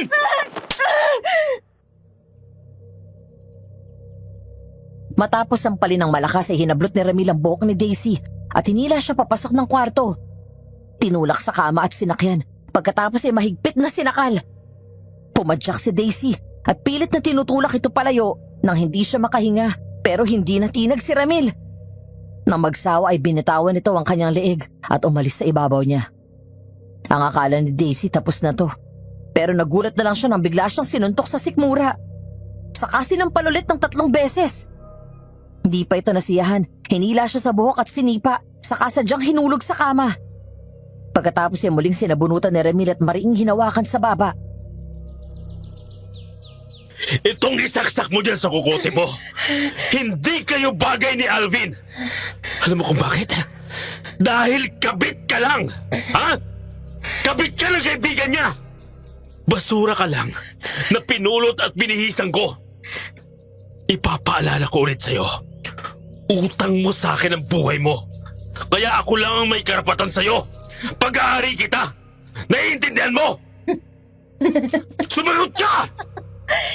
Basura lang ako na pinulot at binihisan mo? Anong tawag mo sa sarili mo? Pinanganak na may gintong kutsara sa bibig?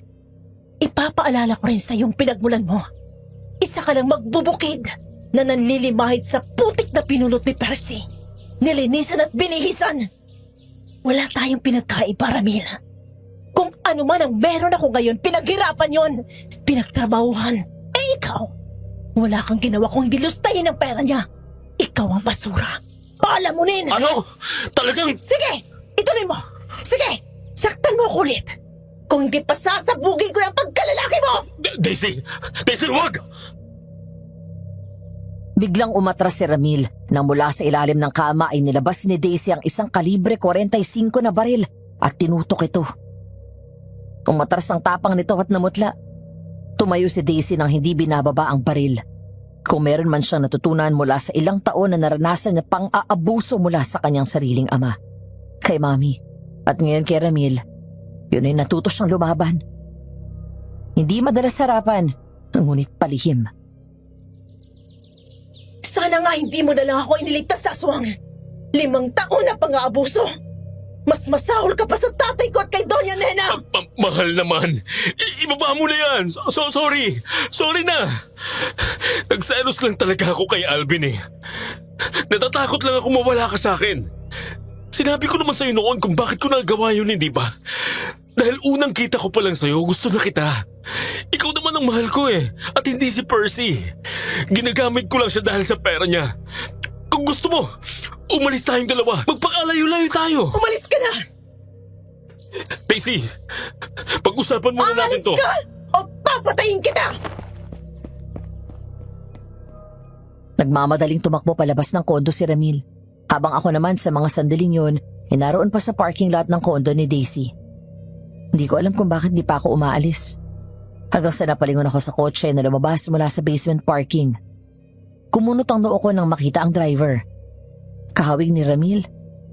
Pero hindi ako sigurado dahil mabilis itong nakaliko at lumabas sa main road. Maya-maya ay nagring ang phone ko. Si Daisy. Hello, Daisy. Nasaan ka? Nandito pa sa parking lot. Ewan ko. Hindi ako makaalis eh. Gusto pa kitang makita. Bakit ka umiiyak? Alvin, ayoko na dito. Ilayo mo na ako. Hintayin mo ako. Paakit na ako.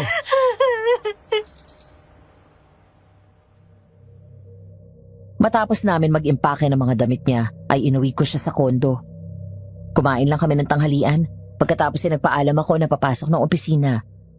Kaya naman naiwan siya doon, mag-isa, at natulog maghapon. Lumipas sa mga oras. Nagising si Daisy na madilim na sa buong paligid. Binuksan niya ang ilaw doon sa kwarto. Nang lumabas siya ay natigilan siya nang makita na may babaeng nakatayo sa sulok sa bandang kusina.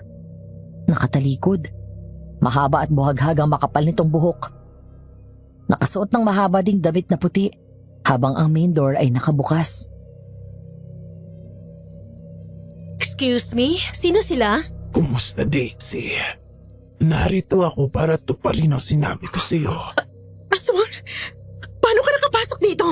Maraming paraan. Pero wag yan ang isipin mo.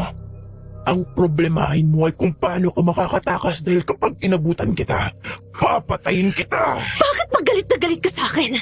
Ano bang ginawa ko sa'yo? Dahil ikaw ang nagpapaalala sa akin sa mga magulang mong mamamatay tao.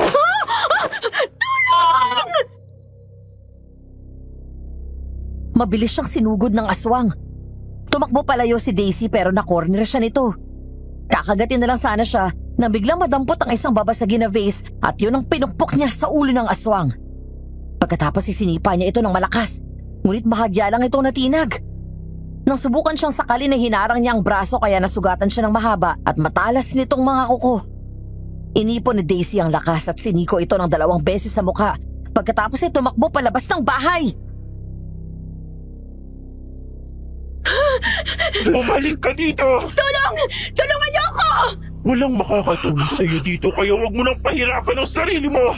Ikaw ang may kailangan, di ba? Bakit ako lalapit? Ay! Bumalik ka dito!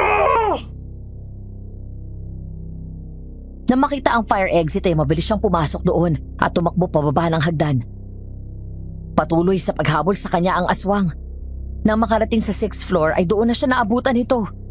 Kung saan may mga gamit, gaya ng kahoy, bakal at iba pang gamit na pang-construction dahil ang palapag na yon ay kasalukuyang under construction pa rin.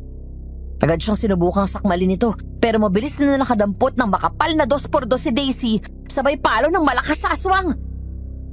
Mabilis siyang tumayo at tumakbo pero bago pa makababa ng hagdan ay nahawakan nito ang paa niya kaya natumba siya at pilit na hinihila pabalik. Nang pagtangkaan siyang kagatin nito doon, sinipa niya ito ng malakas. Ngunit hindi pa rin siya nabibitawan hanggang sa may nakita siyang isang piraso ng bakal na matulis ang dulo at sinaksak yun sa likod ng aswang. Dahil doon ay malakas na umangil ang aswang. Ah! Walang hiya ka! Daisy! Nandito ako! Nandito na yung aswang! Babalikan ko kayong dalawa! Hindi ko na naabutan ang aswang. Basta ang sabi ni Daisy, nagmadali itong tumakas at bumaba. Sa halip na habulin nito, ay mas nag-alala ako nang makita ang sugat sa braso niya. Mabilis ko siyang nilapitan at kinuha ang panyo ko. Saka ko yung tinali sa may sugat niya nang makita kong wala na yung tigil sa pagdugo. Paano mo nalamang nandito ako? Yung mga patak ng dugo mula sa bahay hanggang dito. Halika na. Dadalhin kita sa ospital. Kumapit ka sa akin. Samantala kinagabihan sa bahay nila Percy, bigla siyang tumayo nang makitang pumasok si Ramil sa bahay. Tinignan lang daw siya nito na parang baliwala lang pagkatapos si dumiretso sa kwarto nila. Kaya galit na sinundan ni Percy si Ramil. Pagdating sa loob, basta na lang itong naghubad ng damit, saka dumiretso ng banyo at naligo. Kahit gigil na gigil ay naghintay si Percy sa paglabas nito. Makalipas ang 15 minutes ay lumabas na ito ng banyo. Nagpunas lang ng katawan at buhok pagkatapos ay walang saplot na nahiga sa kama. Oh, anong problema mo? Saan ka galing? Magdamag kang hindi umuwi. Tawag ko ng tawag sa iyo. Kahit hindi mo ako sinasagot. Wala kang pakialam! Sabihin mo nga sa akin ang totoo. May babae ka ba? Lintik na ano ang drama yan! Sagutin mo ang tanong ko. May iba ka? May babae ka ba? O baka naman may iba kang baklang pinipirahan? Sino ang babae mo? Sabihin mo, Hoy sino? bakla! Huwag mo akong kulitin! Pagod ako! Baka hindi kita matantya! Tinatanong kita. Sino ang kabit mo? Wala ka na doon! Tsaka huwag kang umarte dyan! Pasalamat ka! At sa'yo pa ako umuwi! Hayop ka. Walang yaka. At utang na loob ko pa yun sa'yo? Inamin mo na rin na ginagamit mo lang ako. Na pera lang ang habol mo sa akin. Bakit? Bakit ha? Anong pinagkaiba natin? Hindi ba't pareho lang tayong naggagamitan? Ginagamit ko ang pera mo at binibigay ko naman sa'yo ang katawan ko. Hindi ba ako sapat? Lahat na binigay ko sa'yo. Lahat? Bakit? Totoo bang babae ka ba? Ha? Para sabihin mo na binigay mo ng lahat? Tigilan mo nga itong kadramahan mo! Hayop ka! Bastos! Baka nakakalimutan mo na pinulot lang kita. You were nothing. Kung hindi dahil sa akin, wala kang mararating. Isa ka lang gusgusing magsasaka na dinampot ko sa bukid. Abot gago ka! Ay!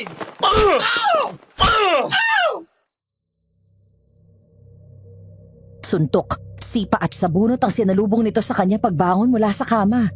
Hindi pa nasiyahan at inuntog ni Ramil ang ulo ni Percy sa pader. Lumaban siya, pero mas malaking lalaki ang asawa at mas malaki ang katawan. Para bang wala itong pakialam kahit mapatay na niya si Percy. Tang nakahandusay na siya sa sahig, tumawa lang ito. Sa apiritang pinadapa si Percy at binaba ang short at underwear.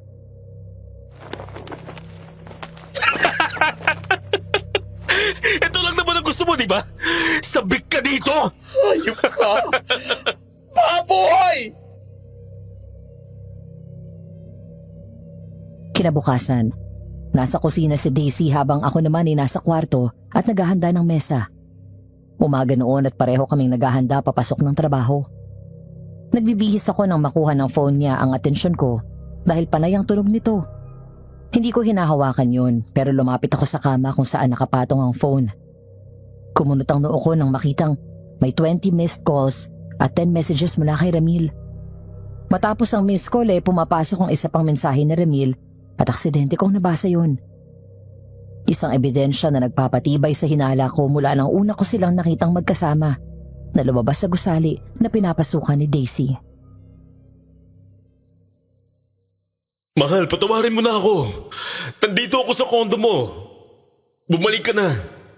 Promise, hindi na kita aawayin. Alvin, anong tinitingnan mo sa... Si Ramil. Siya ang tinutukoy mo sa akin na boyfriend mo? Hindi mo dapat pinapakialaman ang gamit ko. Sagutin mo ang tanong ko, Daisy. Are you having an affair with him? Ikaw ang kabit ni Ramil? Wala akong choice! Paano walang choice? Makinig ka. Hello? Nasaan ka? Di ba sabi ko bumalik ka dito? Hindi na ako babalik dyan. Tapos na tayo, Ramil. Ayoko na! At sinong nagsabi na may karapatan ka makipaghiwalay sa akin? Ayoko na! Nagigilty na ako. Ayoko na lokohin si Percy. Huwag mong intindihin ang baklang yun. Mas intindihin mo ang galit ko. Kapag hindi ka umuwi dito, ako mismo magpapadala ng sex video natin kay Alvin. Ano?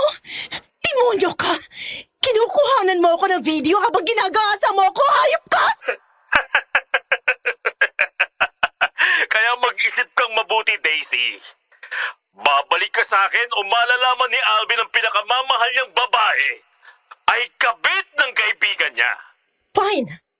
Uuwi ako mamayang gabi. Kailangan ko munang pumasok sa office. Pagbibigyan kita. At pagkatapos mamayang gabi, ihanda mong sarili mo sa akin. Demonyo! Tama na! Tama na! Tama na!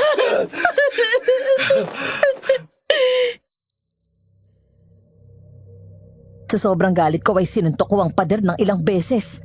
Sinubukan akong pigilan ni Daisy pero hindi niya magawang lumapit. Hanggang sa hawakan niya ang kamay ko nang magdugo yun. Sa pagitan ng mga hikbi at iyak, ay kinuwento niya sa akin ang nangyari. Kung paano siya ginawang kabit ni Ramil na nagsimula daw noong gabing niligtas siya nito mula sa aswang. Matapos niya ako iligtas sa aswang, inuwi niya ako sa bahay nila. Tinulungan nila ako mag-asawa. Pinatuloy, binihisan. Makalipas ang ilang araw nang umalis si Percy papuntang Amerika para sa kanyang business trip. Nang gabing yun, pinasok ako ni Ramil sa kwarto. Doon niya ako unang kinahasa. Hanggang sa nasundan yun ang nasundan at binahay niya ako. Para daw malayo kami sa mata ni Percy. Napilitan ako makipagrelasyon sa kanya. Dahil palagi niyang sinusumbat sa akin na niligtas niyang buhay ko. O kaya ipapatayin ako at mga kapatid ko. Ganun na katagal? Oo. Sinubukan ko magsumbong sa pulis pero walang nangyari. May kapit siya sa mga pulis dito. Kapag tumatanggi ako, sinasaktan niya ako. Sadista siya. Sa tuwing sapilitan niya ako inaangkin, binubugbog niya ako. Siya rin ang nagsabi sa akin na totoo daw ang sinabi ng mami mo na may girlfriend ka sa Maynila. At pinaglalaruan mo lang ako. Kaya ako nagalit sa'yo. At hinayaan kang maniwalang patay na ako.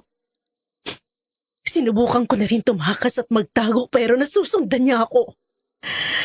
Wala akong nagawa kung hindi ang magtiis na maging kabit niya.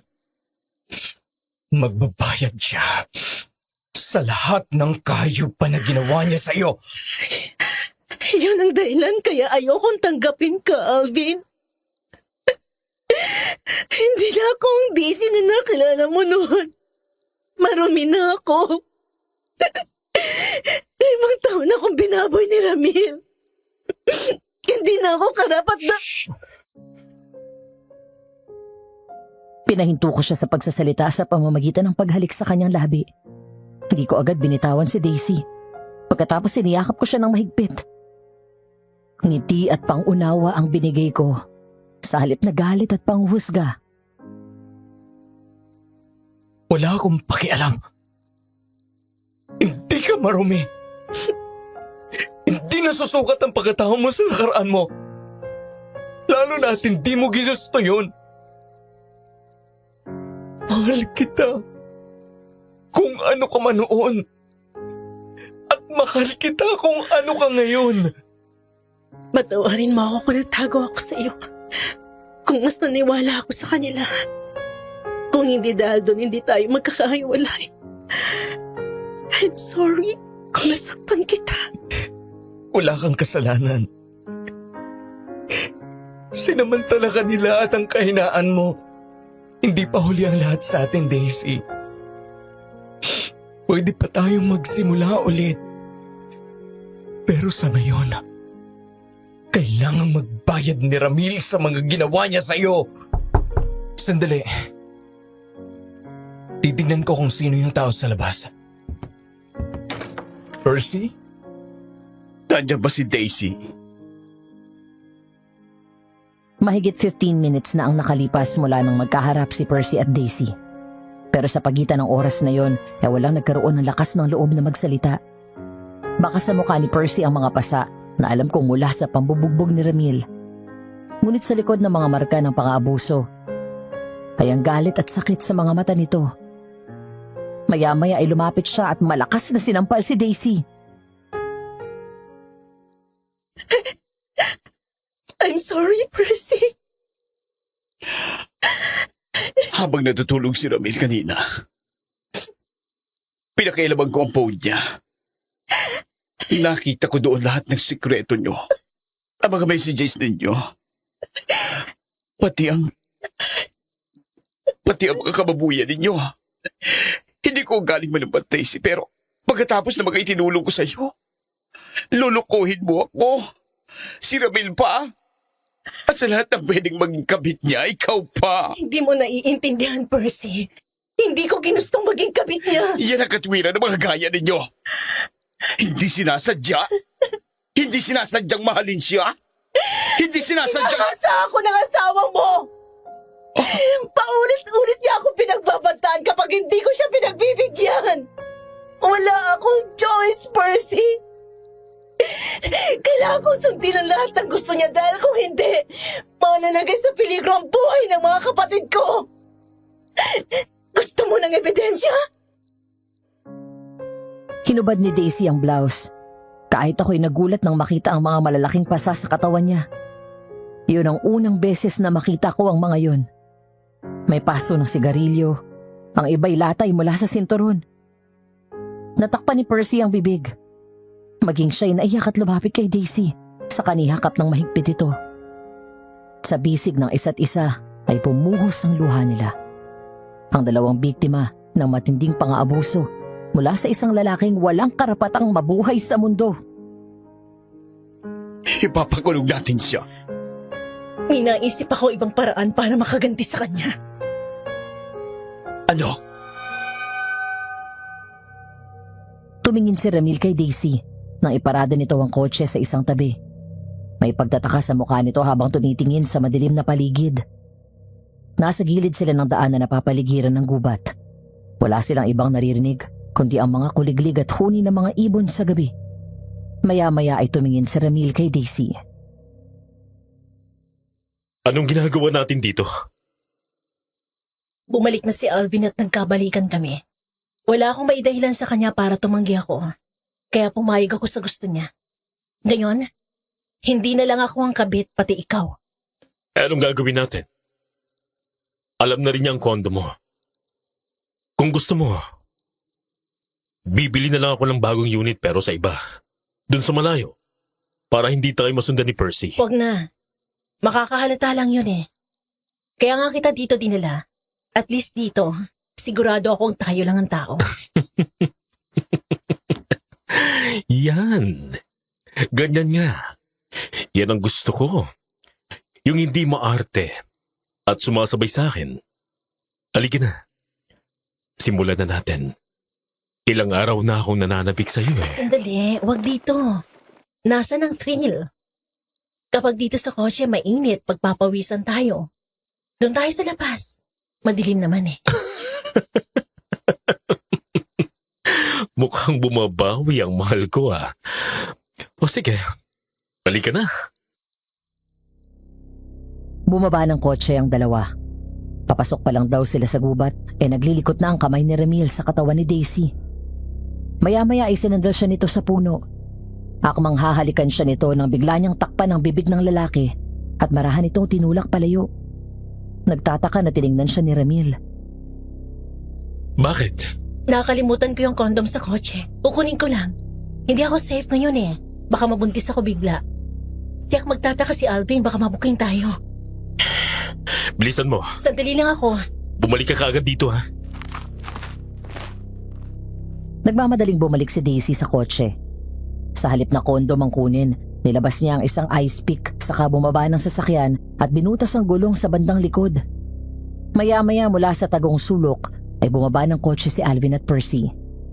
Lumapit sila sa akin at sabay-sabay kaming tatlo na naghintay. Maya-maya ay naamoy na namin ang magkahalong insenso at mabangong amoy ng isang bulaklak. Sa isang sulok ay naroon ang albularyo na inupahan ni Daisy. Ayon sa kanya, kumpare daw ito ni Mang Kaloy. Pero hindi gaya ng kanyang ama, mabait daw ito. Daisy! Nasaan ka na ba? Ang tagal mo! Nandiyan na! Sumunod kayo sa akin. Pero wag na kayong lalapit masyado. Delikado. Oo, mag-iingat ka. Nang ako ang lumabas mula sa gilid ng kotse ay nagulat si Ramil. Sumunod sa akin ang dalawa kaya mas lalo itong nagulat. Wala akong sinabi. Basta ko nalang inundayan ng malakas na suntok sa mukha si Ramil. Sunod-sunod. Pagkatapos ay tinadyakan ko siya sa pagkalalaki niya at walang tigil ko siyang sinipa sa tiyan. Nang hindi pa ako nasiyahan ay sinuntok ko pa ulit siya ng paulit-ulit hanggang sa sumabog ang nguso niya at halos sumuka na ng dugo. Traitor kang hayop ka. Tinuring kitang kaibigan. Pero winalangiya mo ko. Pati ang babaeng mahal ko ay nilayo mo sa akin at binaboy mo! Wala akong kasalanan, pare. Inakit niya lang ako. Napakasinungaling mo! Babe! Babe, huwag kang makikinig sa kanila. Sinisiraan lang nila ako. Tama na ang palabas, Ramil. Tapos na maliligayang araw mo ng pag-aabuso sa amin ni Daisy. Sawa na ako sa iyo. You don't satisfy me anymore. Percy, wag. Nagmamakaawa ako. Magbabago na ako. Nangangako ko sa'yo, hindi ko na uulitin. Talagang hindi mo na uulitin. Dahil hindi na kita bibigyan pa ng pagkakataon para maulit yun. Anong ibig mong sabihin? Hindi ko akalain na darating tayo sa ganitong punto na ipapatawag mo ko sa isang albularyo. Anong kailangan mo sa akin? Isusuko mo na ba ang sarili mo? Hindi. Pero may regalo ako sa'yo. Gusto ko yan. Pero anong kapalit? Sasabihin ko maya-maya. Pero ayan ang regalo mo. Nakita ko na lumasap ang aswang na tila takam na takam sa isang masarap na ulam. Bumaba ang tingin namin kay Ramil na nakaluhod sa lupa. Nang mapagtanto nito ang nangyayari, nang makita ni Ramil ang aswang, ay sumigaw ito ng malakas at takot na umatras at sumiksik sa puno. Aswang! Gusto ko itong regalo mo sa akin. Gwapo, malaman, maganda ang katawan, mukhang masarap. Siya ang bumaril sa'yo nung unang beses mo ako sinugod. Matapos mong patayin ang tatay ko. Oo nga, naalala ko na. Kunin mo na, para makaganti ka sa ginawa niya. Kapalit yan ay mangako ka na kakalimutan mong kami ang nagdala sa kanya sa'yo. Na-flat ang gulong niya. Bumaba siya at dumating ka saka mo siya pinatay. Yun dapat ang kwento. Kahit na magkalaban tayo, ay may isang salita pa rin ako. Sige, tatandaan ko yan. At sisiguraduhin ko na yan ang kwentong kakalat bukas. Salamat sa masarap na pagkain na binigay mo ngayong gabi. Mukhang mabubusog ako. Pero sa susunod nating pagkikita, ikaw na ang papatayin ko. Hindi kita aatrasan. Sandali lang. Huwag niyo akong iwan dito. Daisy! Percy! Pare, sandali lang. Halika dito. Maglalaro muna tayo. Wag!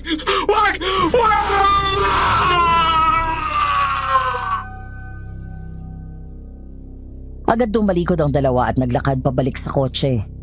Nang lumingon ako ay nakita ko pang tumakbo si Ramil, pero naabutan siya ng aswang. Sinakal siya nito at ginapos ang mga kamay. Pagkatapos ay sinaksak sa dibdib. Dahil doon ay nanghina siya at hindi na nagawang manlaban. Matapos yun ay hinubaran nito ng pantalon si Ramil at nakipagtalik pa sa kanya ang aswang. Wala kaming narinig kundi ang iyak at paulit-ulit na pagmamakaawa mula sa dating kaibigan ko. Wala kaming naramdaman na awa, lalo na si Daisy na walang tigil na umaagos ng luha habang tawa ng tawa na para bang wala na sa sarili. Dahil lahat ng pambababoy sa kanya ni Ramil ay bumalik dito. Nang matapos siyang pagsawaan ng aswang ay doon na nito dinukot ang kanyang tiyan at kinain ang laman loob. Sabay hablot ng pagkalalaki nito at kinain rin yun. Lumipas ang isang linggo.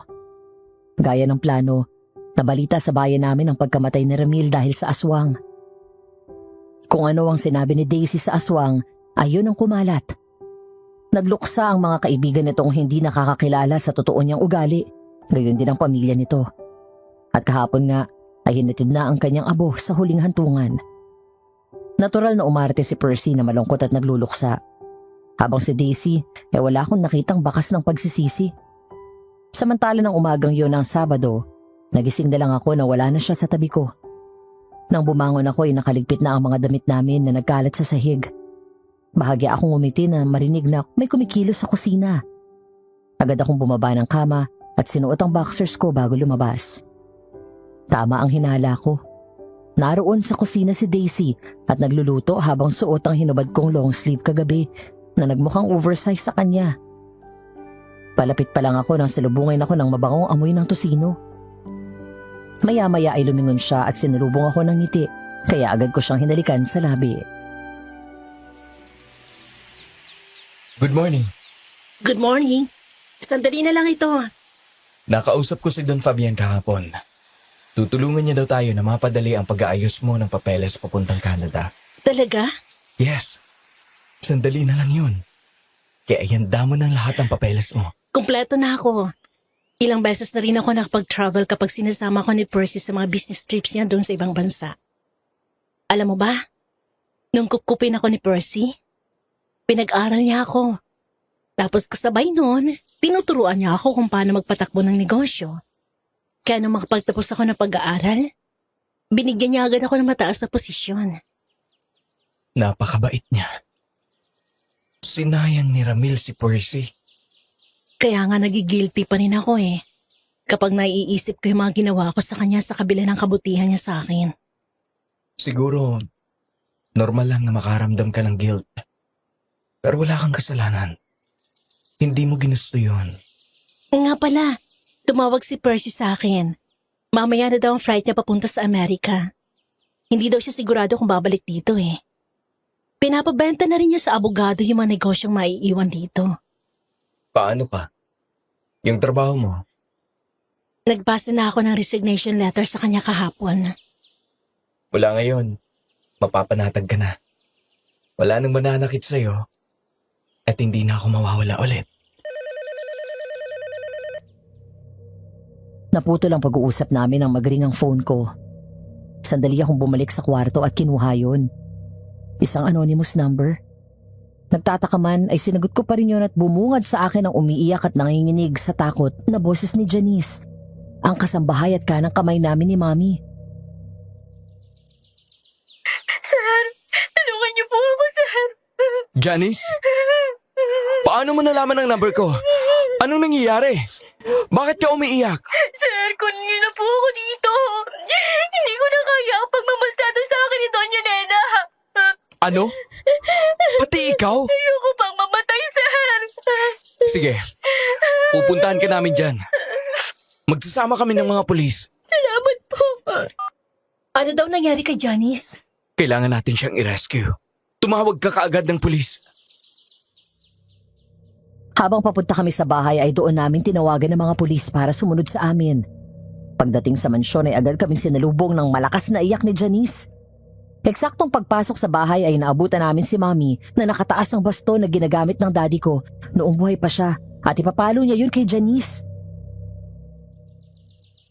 Mami! Alvin? Anak? Sir! Tulungan niyo po ako, sir! Lumayo ka sa kanya! Mabilis akong tumakbo at tinagaw ang baston sa kayon hinagis. Si Daisy naman ay nagmamadali lumapit kay Janice saka inalalayang tumayo. Puno ng pasa ang katawan nito. Ang buhok niya ay malagkit na parang may kung anong binuhos doon at may uka-uka at hindi pantay-pantay ang gupit nito. May paso ng plancha sa mga braso at mga sugat na mukhang bago pa lang. At ang iba'y halos pagaling na. Anong klaseng tao ka? Bakit ba napakasama ng ugali mo? Mas masahol ka pa sa aswang na yon. Tinuturuan ko lang siya ng leksyon. Nahuli ko siyang nagnanakaw ng pagkain sa... Sumusobra ka na! Ngayon ako mismo ang sisiguro na makukulong ka.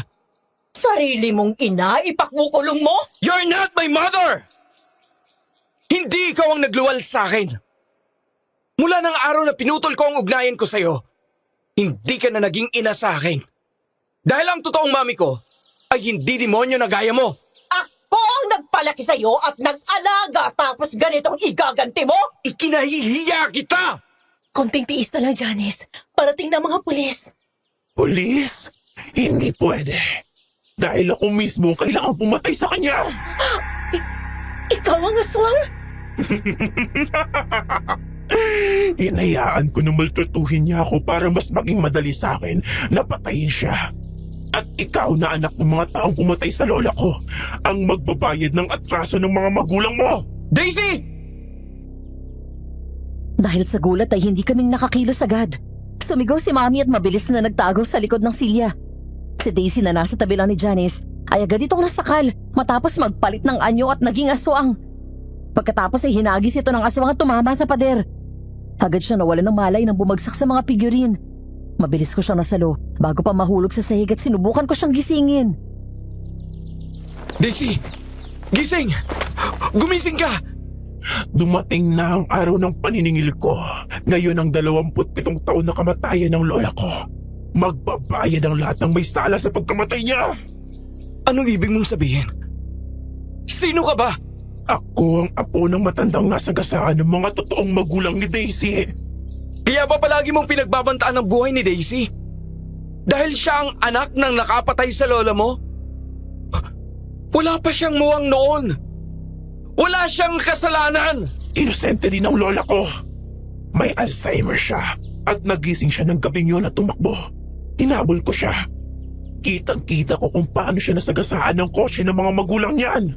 Ang mga taong gusto mong singilin ay matagal nang patay. Namatay din sila sa aksidenteng yon. Alam ko. Kaya nga ang anak nila ang magiging kabayaran ng kasalanan nila. Hindi lang ang mga magulang niya kung hindi pati ang nanay mo. Anong ibig mong sabihin? Sinugod ng aswang si Mami. Napaatras siya at sumiksik sa sulok.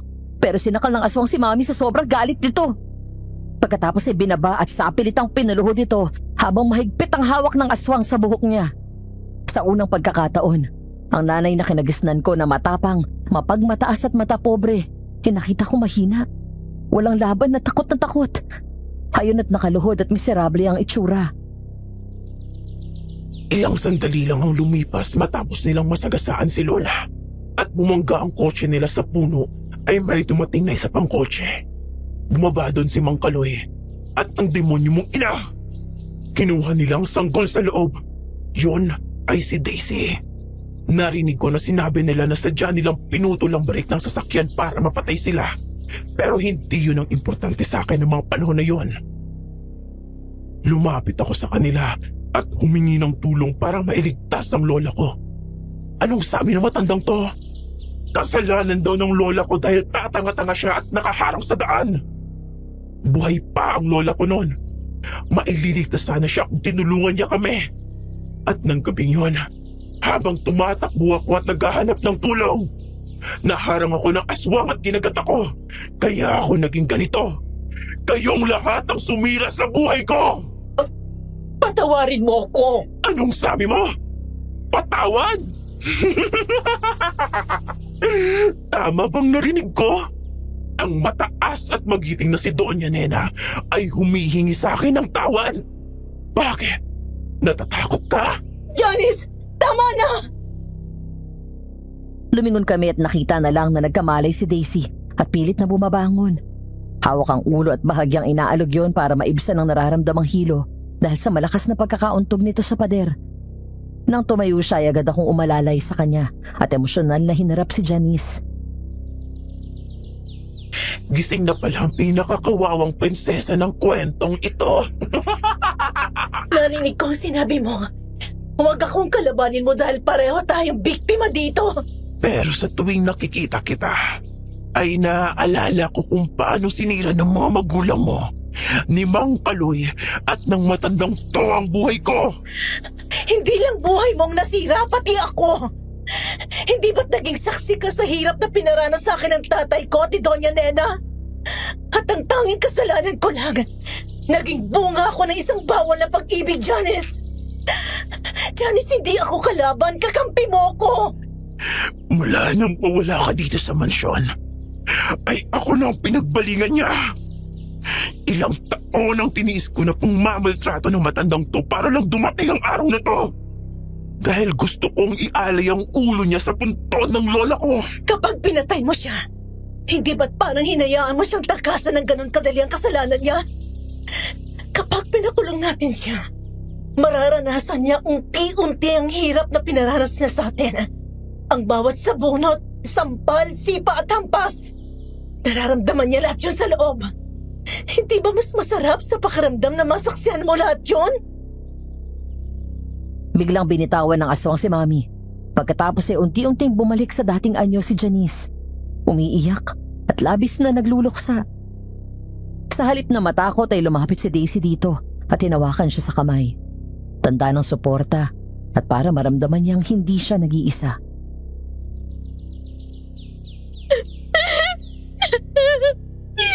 Mahal na mahal kong lola ko, Daisy.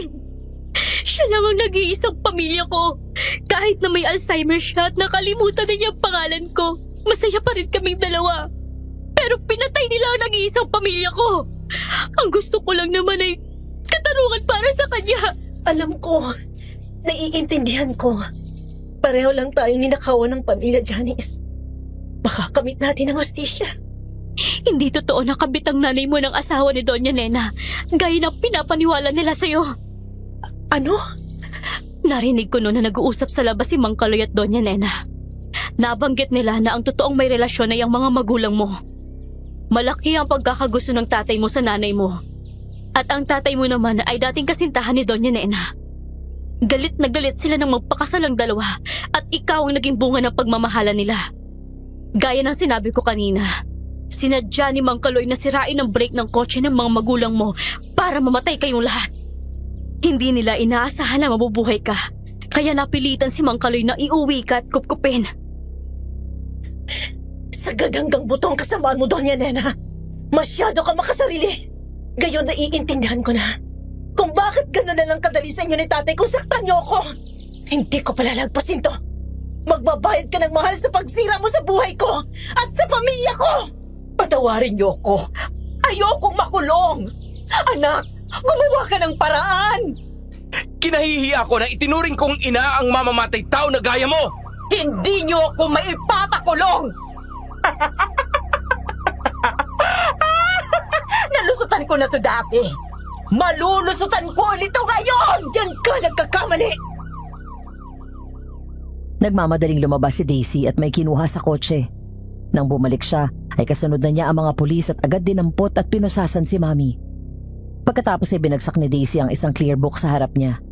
Ako ang dumampot nito at binuksan yun. Ang mga laman nito ay ang mga larawan ng parte ng katawan niya na may mga pasa at sugat. Kalakip nito ay isang papel kung saan detalyadong nakasulat ang mga ginawa sa kanya ni Mami, pati ang ginamit niyang armas na pinangpalo sa kanya. Mula noon hanggang sa huling araw na sinaktan siya ni Mami ay kumpletong nakadokumento. Hindi ako pwedeng makulong. Alvin, anak! Huwag mo akong ibibigay sa kanila! Kung nakinig ka lang sana sa akin, hindi tayo hahantong sa ganito. Ang dami mong taong inagrabyado. Sinungaling ka. You're evil! Ngayon ko lang na-realize na hindi pala kita kilala. Anong sabi mo dati? Tanga ako? Iba ang tanga sa wise. Sa bawat pasa at sugat, pinipicturan ko yun at kinocompile ko yun bilang ebidensya. Matagal na sana ako nagsumbong sa pulis. Pero nangyari ng pagpapalayas mo sa akin dito sa mansyon. Nagmagtago ako. Nagpanggap na patay. Si Percy ang gumawa ng paraan para pumasok dito sa mansyon ng tao niya at kunin to sa mga naiwan kong gamit. Ngayon ako naman. Sisiguraduhin ko mabubulok ka sa bilangguan at doon ka na mamamatay! Bitawan niyo ako, Alvin! Huwag mo akong ibigay sa kanila! Sige na, sir. Dalhin niyo na yan. Daisy, patawarin mo ako sa lahat ng kasalanan ko sa iyo. Naiintindihan ko. Bilang anak nila, natural na ako. Hindi tungkol doon ang ibig kong sabihin. Ang totoo, isa ako sa nagpapahirap sa buhay mo noon. Dahil nga sa iyo ko binubuhos ang galit ko sa mga magulang mo. Ako ang palaging nagpapahamak sa iyo kay Doña Nena. Gaya na lang nung nabasag ni Sir Alvin ang pinggan. Ang sinumbong ko sa mami niya ay ikaw ang nakabasag. Ako rin ang nagsumbong kay Doña Nena tungkol sa relasyon niyo. Nakikita ko kasi palagi na lihim kayong nagtatagpo. Aaminin ko, bukod sa dahil sa mga magulang mo may kasama na ring inggit. Dahil nakikita ko na kahit pinahihirapan ka ni Doña Nena, hindi ka natitinag. Nakakahanap ka pa rin ng paraan para sumaya, samantalang ako ay nakakulong sa galit ko at walang inisip kung hindi ang paghihigante. Mas lalo akong nainggit sa iyo nang magkaroon kayo ng relasyon ni Sir Alvin. Noong gabi ng party, aksidente kitang nakita. Mula noon ay sinundan na kita hanggang sa kondo mo. Kaya palagi kitang sinusugod doon. Patawarin mo ako, Daisy. Sana ngayon ay natuto ka na sa mga pagkakamali mo. Oo. Salamat dahil sa kabila ng lahat ay hindi niyo ako pinatay. Biktima ka lang din, Janice. Ngayon, sana matapos ito at makapagbagong buhay ka na rin. Sige, dito na kami. Matapos mahuli si Mommy ng gabing yun dahil sa matibay na ebidensyang binigay ni Daisy at Janice, naging madali ang takbo ng kaso at agad nasintensyahan si Mommy ng life imprisonment kasama na sa kasong sinampa laban sa kanya ay ang ginawa niyang pagpatay sa mga magulang ni Daisy. Matapos ang paglilitis ay kailangan ko munang bumalik papuntang Canada. Naiwan sa Pilipinas si Daisy at tinapos ang pag-aayos ng papeles niya at makalipas ang halos 8 buwan ng pagtitiis na malayo at nagkakasya sa video call, dumating na sa wakas ang pinakahihintay ko. Love? Love! Finally! Nandito ka na! Tumakbo ako at sinalubong namin ang isa't isa. Tumalon sa akin si Daisy at kinarga ko siya. Wala na akong pakialam kahit pinagtitinginan kami ng tao. Basta hinalikan at pinili kong makasama habang buhay. Hanggang dito na lang at maraming salamat po sa inyong pagsubaybay. Sana ay may napulot kayong malaking aral sa aking kwento. God bless at more power sa Aswang Diaries. Nagmamahal, Alvin.